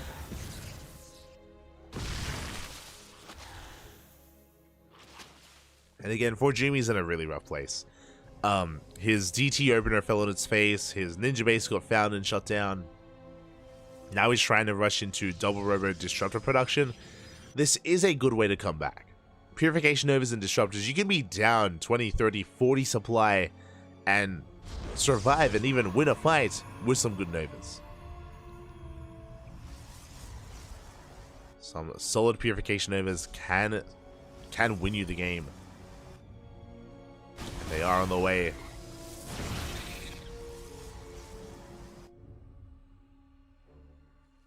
We can see Eba poking in. Doesn't commit. We'll pull back.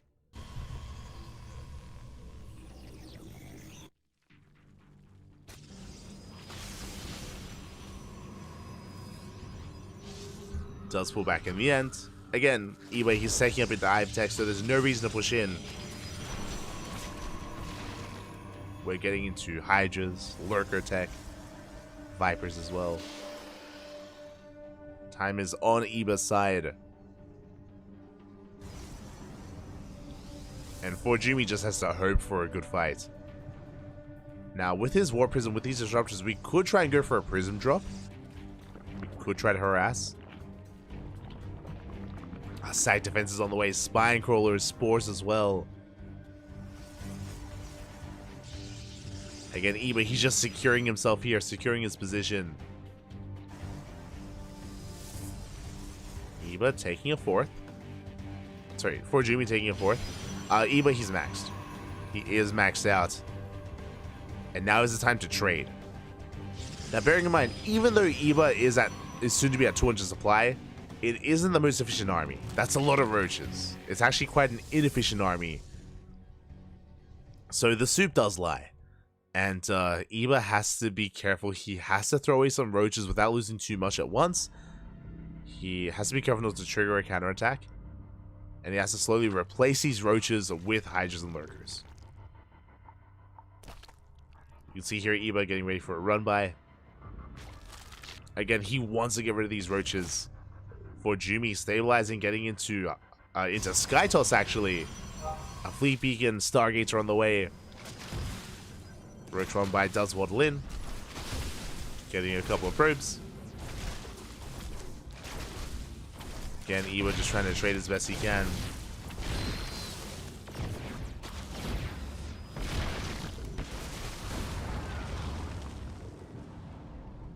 Rocks are being knocked down. Viper has a ride. We're going for the yoinks.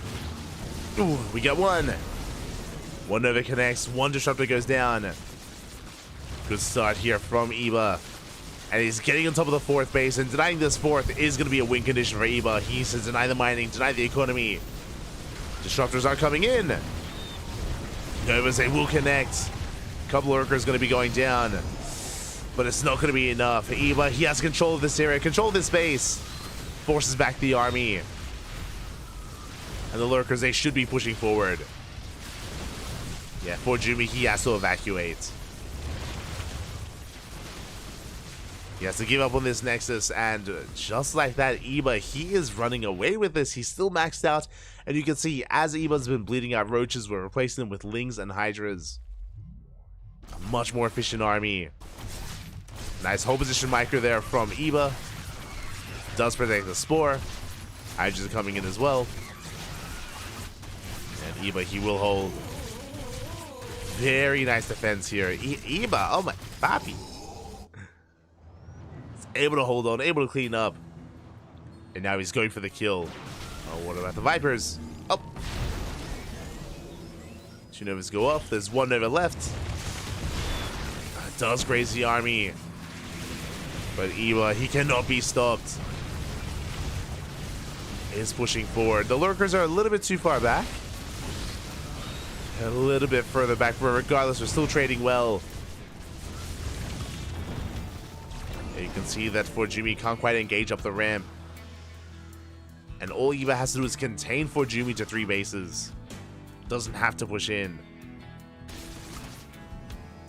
Just continuing to spread creep. So creep expanding. Prism is being as annoying as possible. But with some Vipers, we should be able to knock it down. A decent Nova is going to be connecting. That's a lot of Immortals. But again, there's no sustainability here for Jumi. He's making 2 Immortals at a time, getting into his mothership. He could maybe try to recall across the map. True. Could attempt to. Small lurkers are on the way. There's the yoink from the Vipers. The Prism finally goes down. Not before dropping some of these Archons, well, some of these Arc Templar, but they should be shut down. They are cleaned up. And now Iba, he can focus on his push. He's got 4,000 minerals in the bank. Not too much gas, unfortunately. That's a little bit concerning.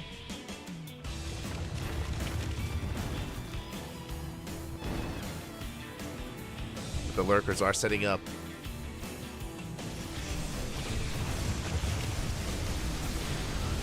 Vipers are getting caught out. 1 Viper goes down. Big Nova here on the ramp.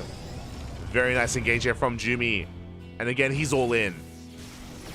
He is moving out. Trying to sneak out a 4th base on the top right-hand corner of the map. Oh, and he's not turning around. He is committing. Back at him, his 3rd base is going to be forfeit. And the base is falling. And again, for Jumi, essentially trying to go for a base trade. The Hydra does come back. Lurkers, they're coming back home.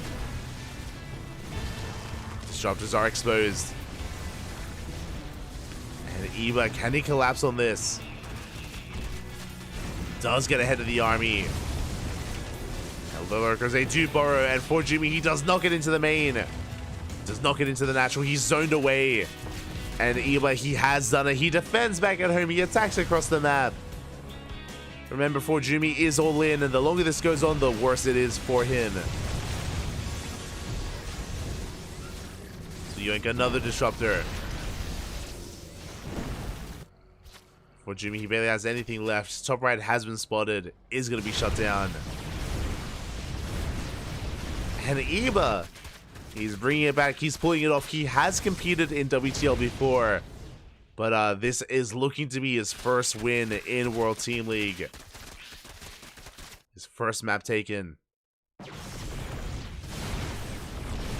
More hatcheries are going down.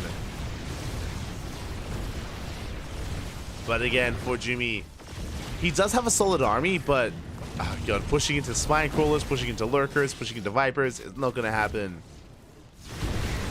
We get another disruptor. And we just dive on the army itself. We go for the yoink. Mothership goes down. GG gets called, and Eba will take game number 1. GG. We are loading into game 2. And spawning in the top left-hand corner of Oceanborn, we have the German Protoss for Jimmy for Hyperberg. And in the bottom right, we have Eba, Platinum Esports. Let's go.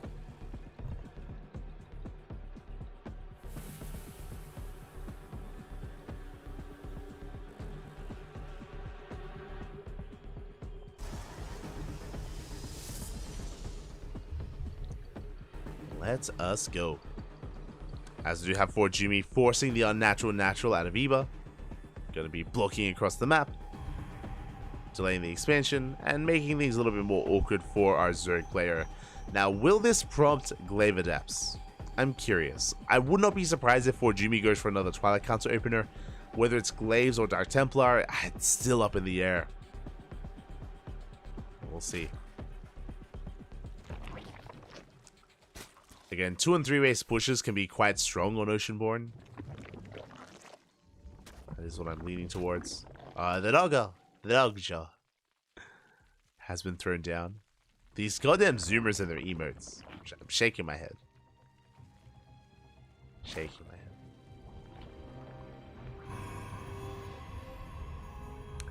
As we see for Jimmy expanding back at home, going for the expand. And Eba settling into his own opener as well. By calming things down here in the early game. Just waiting for the cyber core of 4GB to finish before we can get into our tech. The pylon will also be a bit of a tell depending on where it is placed. 4GB. And as you can see, the pylon is actually on the edge of the main.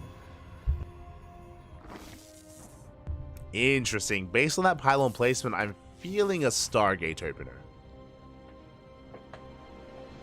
As it is closer to the edge here. Closer to Eba, but we'll see. Cybercore is done, Warp Gate is delayed, and there it is, Stargate. So again, usually if the Protoss player throws down their pylon closer to the edge of their main base, it means that they're trying to reduce the time it takes for the Oracle to get across the map. So, did look like a Stargate pylon. And with that, it should be Oracle production. And so far, Jimmy is going for a standard game. So far. Things are looking normal. Meanwhile, Eba getting ready back at home. Has a wave of links on the way. First Adept does slip in towards the main. Does threaten that main base. Won't get much done. The Lings, they do pop out in time. They force a shade.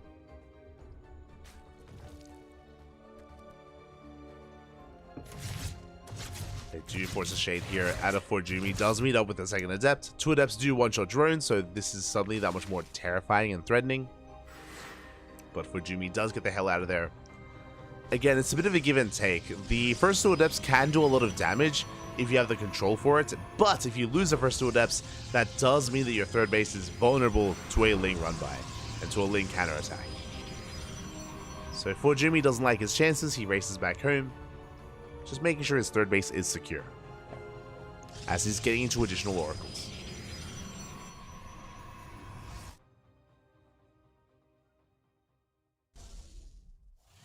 The additional oracles are on the way. I believe that's the third oracle in production. We already have 2 on the field. And for Jimmy, he's making his way to those mineral lines. Nothing at the third. Doesn't find much damage here as the spore is rotating around. And yeah, so far Eba just happily mining, happily droning. His queens don't overreact. You see him chilling here, just waiting in the mineral lines, waiting for the other oracle. It's very clean play, or very patient play here at Eba.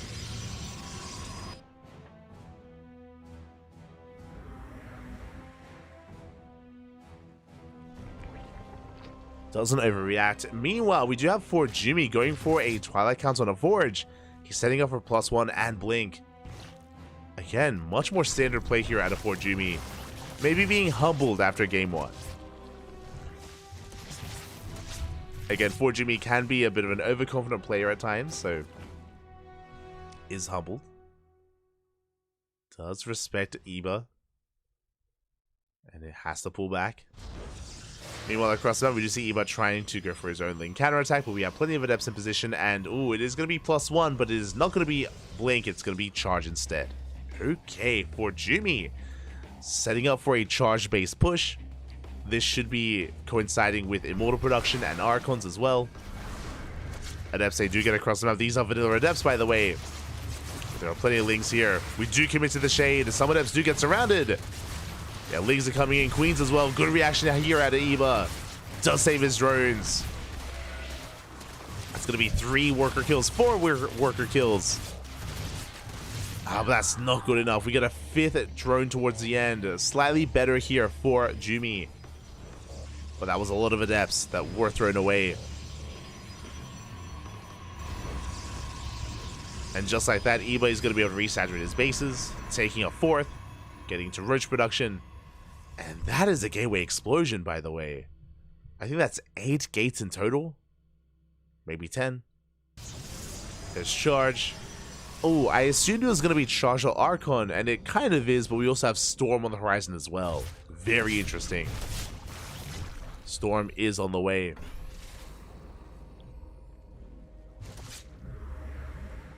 And that does mean that we're going to have to delay our push. It means that 4Jimmy is going to be staying on 3 bases and staying back home a little bit longer. Waiting for that upgrade. Likewise, because of the gateway explosion, where's the 4th? Now 4Jimmy's headed in that direction, but it is going to be delayed. Definitely something we could have seen earlier. As 4Jimmy thinks about his 4th, we just see Eba getting into his infestation pit. Working towards Hive. The pit gives access to all the Hive, the Vipers. Vipers being the key unit here to help defend against robo-based pushes.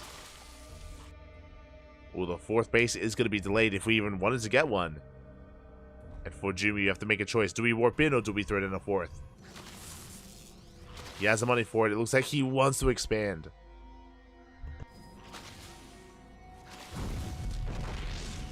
As the Roaches take down the pylon. For Jimmy, still has not thrown down a base. Okay. Does have plenty of resources for it. Eba is pushing out instead. Okay, Eba droning up to 66. That is going to be 3 base saturation. He's going for his own push. For Jimmy getting ready to receive. Shield batteries, cannons, stasis traps on the way as well. For Jimmy, he sees this coming. He is ready for it.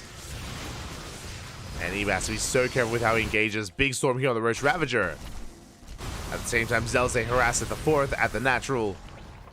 Drones are going down. You know what? Queens have arrived. Big storms once again. We have 1 storm left for Jimmy. Drones are going down. We get 16 drones back across the map. Oh my god. Yeah, Zelze wreaking havoc in both bases. The hatchery goes down. And Eba, he's running out of steam. For Jimmy, he just had so much foresight to be ready for this. Even throws down some feedbacks. And for Jimmy, he's holding. Is holding here. Files take down an Archon, but we have reinforcing Zealots. For Jimmy, he shuts this down. And he gets 31 drone kills across the map. Oh my god. Not just 31 drones, he also killed the 4th.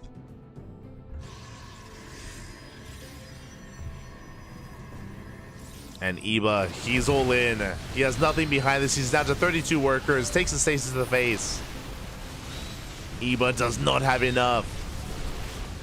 For Jimmy, he's weathered the storm. Made use of it himself. GG gets called. And for Jimmy, will tap the series 1 PvP specialist. Very impressive PvP there in the qualifiers. Quickly checking the open qualifier, he took down Trifax 3-0 as well. So some really good results out of Bonan. The problem is force the ace match. Here we go. In the top left hand corner, we have Honmono for Hyperberg. And in the bottom right, we have Bonan for Platinum Esports. And if you are in the chat, predictions are open. Predictions are open for like 20 seconds. They're open for a couple of seconds. Place your bets, papi. Place your bets while you can. How do you believe this series will unfold?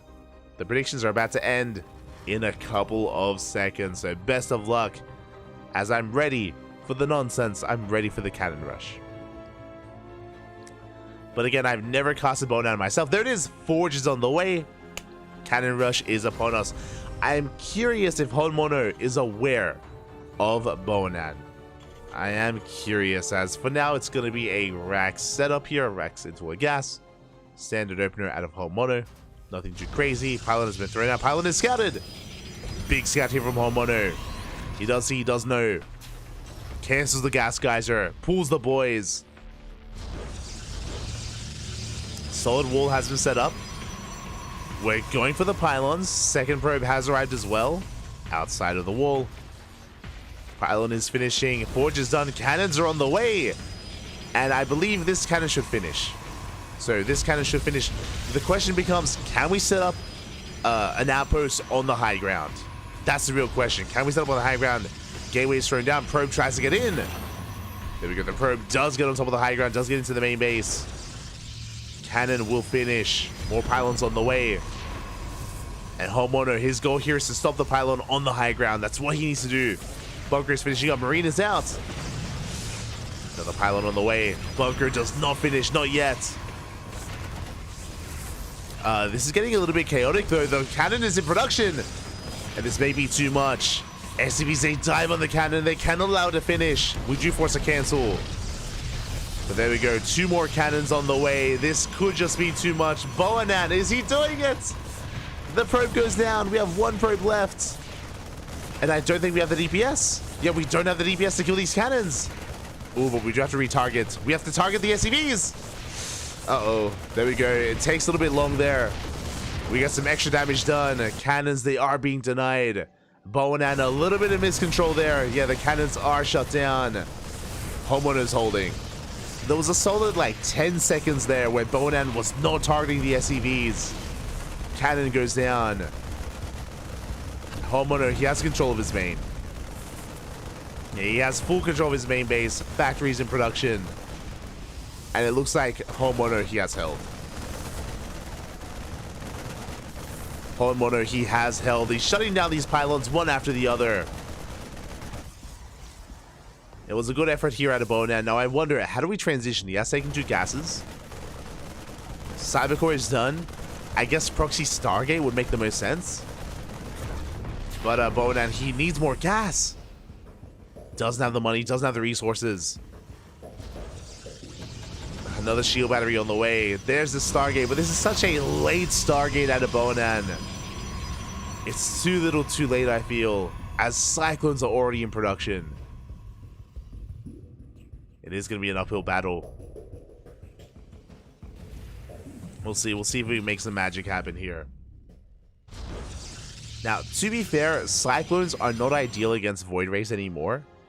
They were nerfed, of course, in the latest patch. As a result, Vikings are required instead.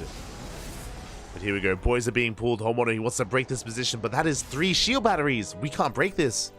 Not with Marines. At least I don't think. Yeah, we see all the shield batteries. We back off. Honmono is contained. And the first Void Ray is in production. First Void Ray is in production. And where is that anti-air? I believe Honmono, he may not have seen the Stargate. now we get the starport, but that starport is late. The starport was delayed. This Void Ray has potential. The Void Ray can pop off. We could even try and chase down that Cyclone. Oh, we're going for Proxy Tempest. Fleet Beacons on the way. Tempest on the horizon. Void Ray unable to quite chase. Yeah, we're going for that Cyclone. Oh, taking a lot of hits. And there we go. He goes down. Again, Cyclones nowadays are so vulnerable. And it does fall. And this is what I spoke about. Where is the Antea Vanilla Marines? Where are the Vikings? Starport is floating over. Going for an add-on swap. But again, Viking production is so late. There we go. Now we're making 2 Vikings at a time. Void Ray is still going ham.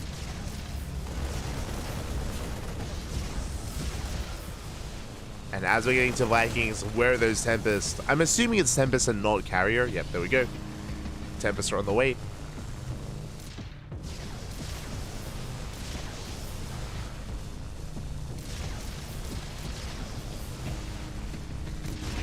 First Tempest is on the horizon here. It's Bonan. He's expanding here on Homono's side of the map.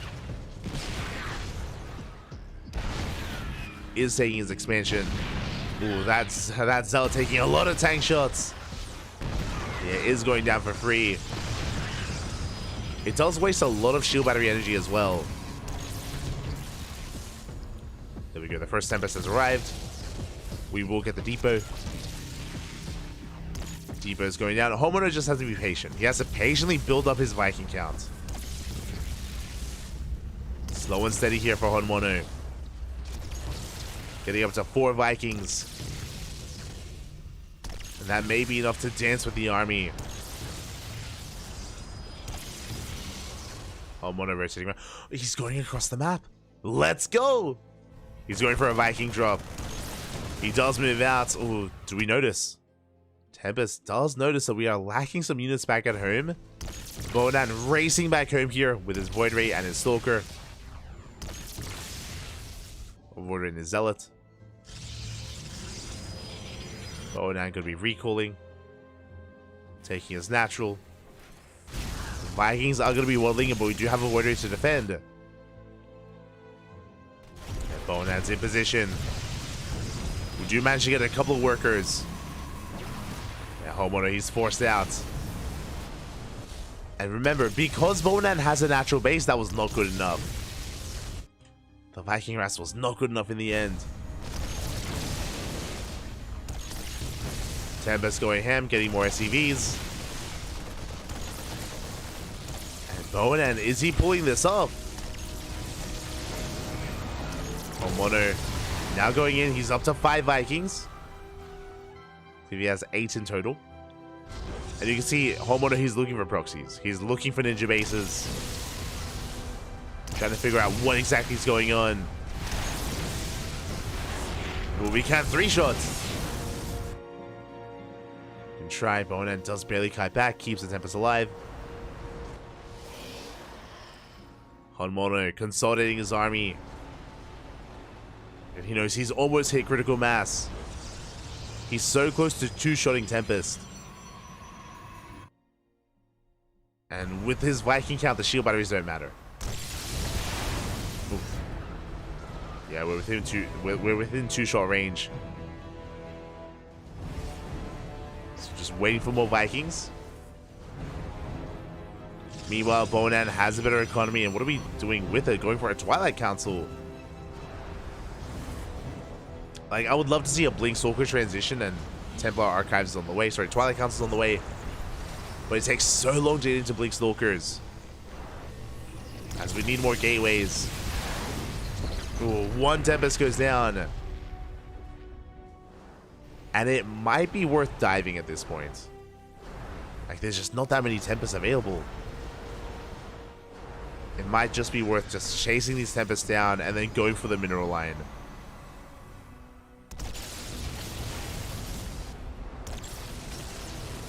As we are taking some free shots. Big revelation on those Vikings.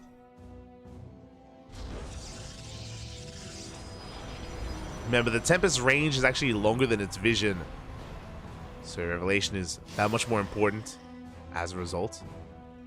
Going into charge, not into Blink Stalkers. Okay, interesting. Very interesting choice here by Boanan. Vikings, they continue to amass.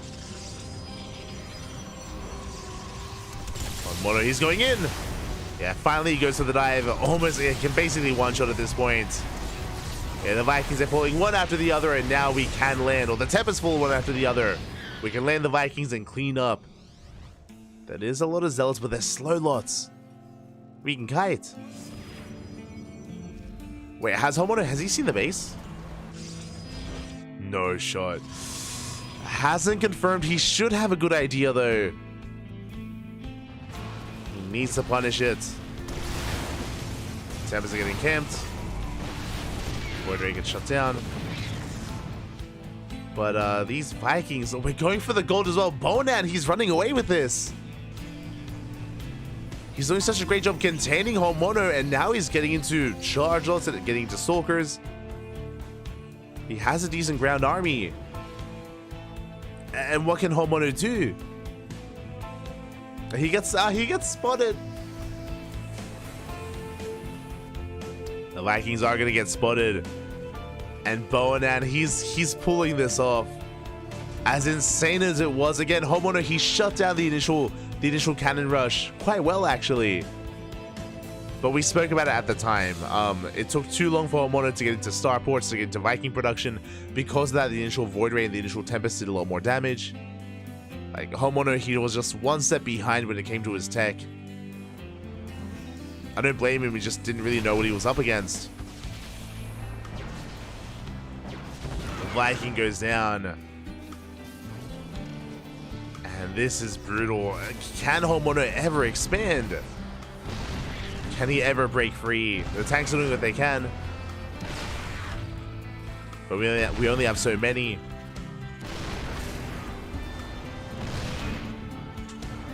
And Boanan, he's looking so secure. Vikings once again looking for any kind of stray units, but like, we don't care about Skytoss, not anymore. It's not about the Skytoss, and these Vikings are almost dead supply. He's crazy, Bob. He's crazy. I say they're almost dead supply because they can always land, of course, so they can help buffer, but they're less than ideal. You don't want to be massing Vikings against Blink Stalkers.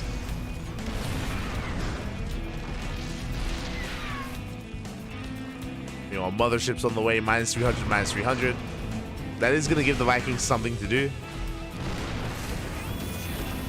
On Mono, eventually he will break out, but by the time he does, Boanan, he might max out. Blink is finishing, Storm is on the way, additional gateways.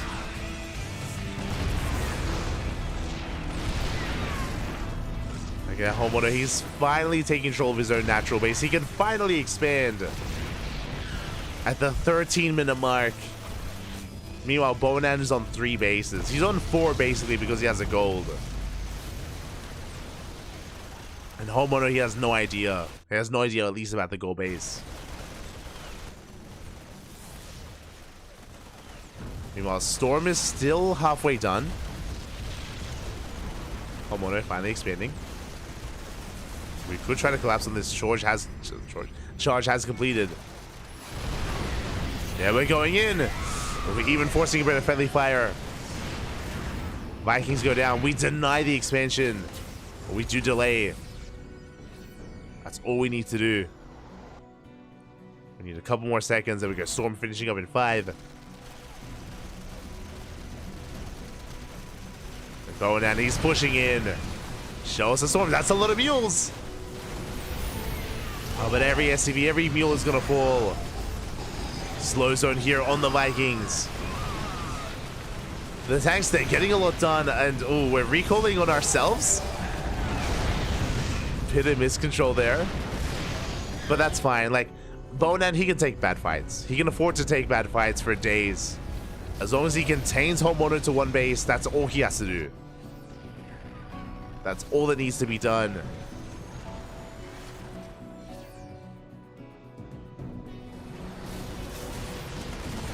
Another mothership's being built. George Zealot. Exactly. We have more storms once again. That's a little High Templar.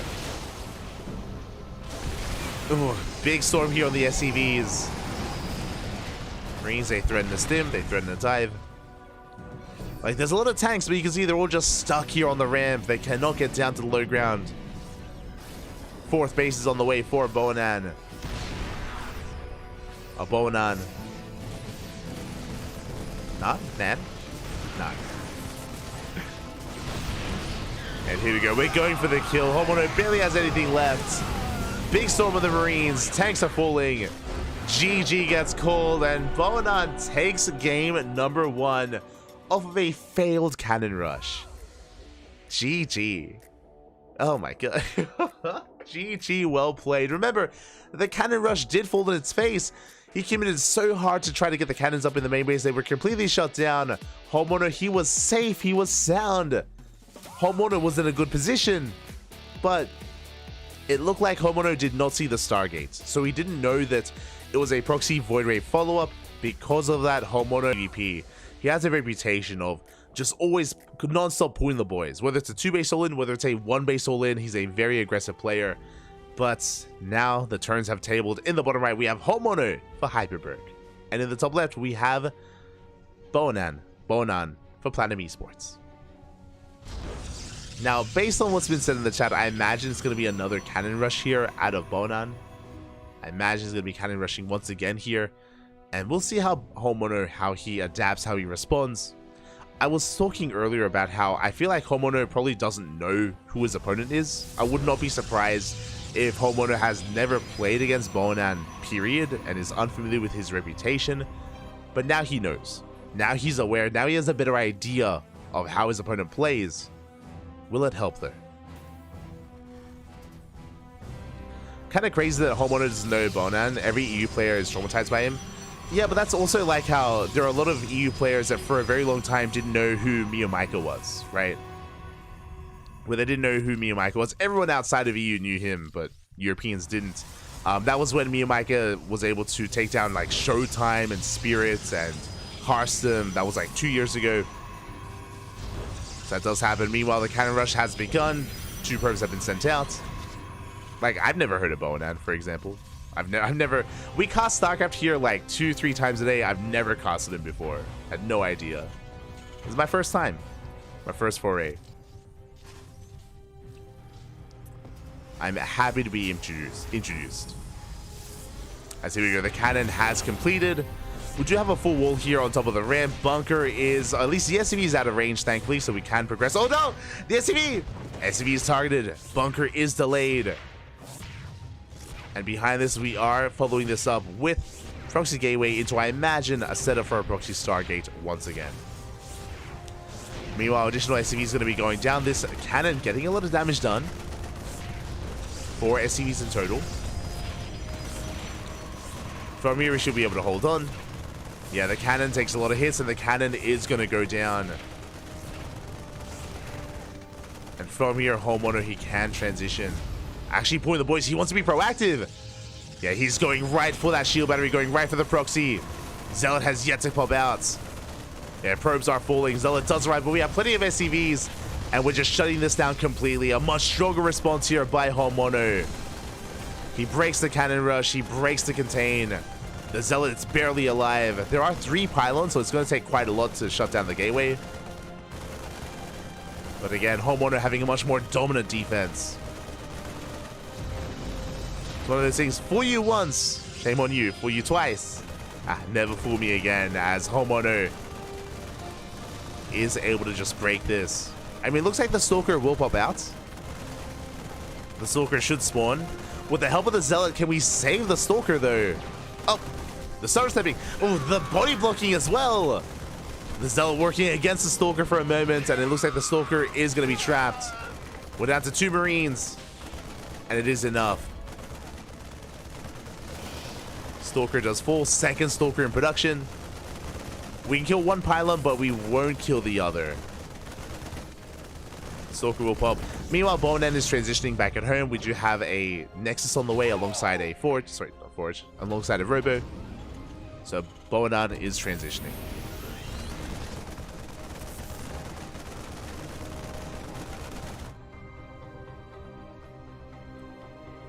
Is transitioning out of this.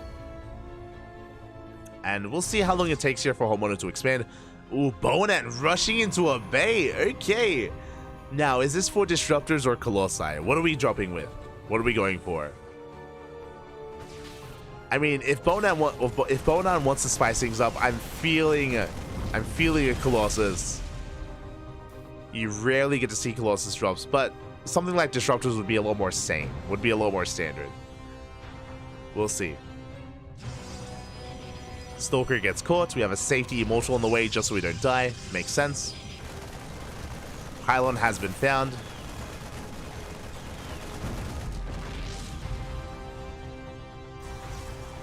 Pylon is shut down as Homeowner is finally expanding, taking his command center, taking his natural. Ooh, and the game is calming down from here. Game is calming down. There it is. It is going to be Colossi. Let's go. Now, because of the Colossus Rush, I doubt we're going for a Prism to drop. Otherwise, we would have seen a War Prism first instead of the Immortal. So we're just rushing to Colossi to survive. And we're getting into a longer game where we're calming things down.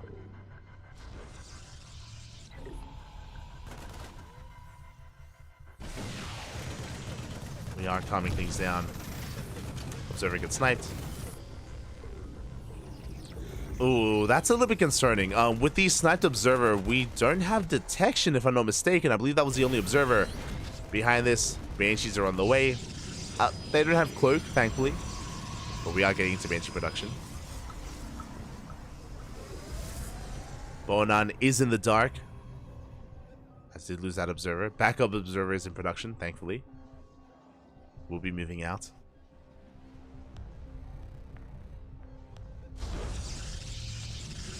As we do throw down additional gateways. Not really making use of the Forge, just focusing on our tech. On our Robo production. As second Colossus in production here. Now what's concerning is that Inverse Matrix just finished. Sure, like these Colossi, they're all well and good. But with a good amount of Ravens, with a good amount of Disables, this 2-base push from Homeowner can wreak havoc. And it looks like he is going to be pushing out with his tanks and with his Banshees. Otherwise, he would have harassed. Yeah, so there we go. We're pulling the boys. The classic Homeowner boys have been pulled. Banshees have joined the main army. And Interverse Matrix is ready. This is going to be a tight hold here for Bonan. This is going to be a difficult defense for the Protoss. Homeowner is rocking up. As a reminder, Hyperberg, they only needed one win here to take it all. Colossus is revealed. Tanks are slowly pushing forward. We do have two Colossi. Get a couple of volleys off. Shield batteries are on the way. And we are slow pushing with bunkers. Let's go. We're just covering the tanks. We're trying to threaten the main base. As we are within range here of the side defense. Banshee, they're taking a couple of hits. Homeowner has to be careful. Ooh, the Banshee almost goes down. But we do have those workers to repair. Repair there as we do try diamonds with the Raven. Yeah, we get the disables. First, Colossus does get disabled. And the tanks, they're going ham. They just shut down the ground army. Forcing Bonan back. But now we have Disruptors. There goes off. And we do pick off a tank. Pick off there by Bonan. More tanks have arrived. Homeowner not really gaining much ground. Having a hard time pushing in. Bonan, can we hold? Get a couple of swipes in here on the bunker. Okay, she's not doing much. That Raven almost has another disable available. We need a little bit more time. As an over say, take down the bunkers. But we get a Disruptor. We do pick up a Disruptor. And did we pull more SCVs?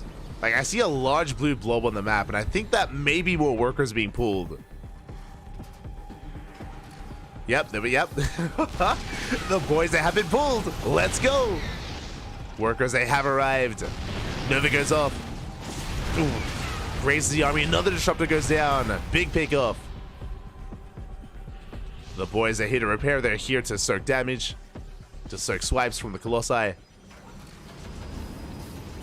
Banshee getting topped up. Raven as well. And the problem here is that every time Bonan has gone for some Novas, he loses the disruptors. Like, he's been bleeding out disruptor after disruptor. Has not been able to retain them. And that may just be too much. As Homeowner, he's gaining ground. He's getting on top of the shield batteries.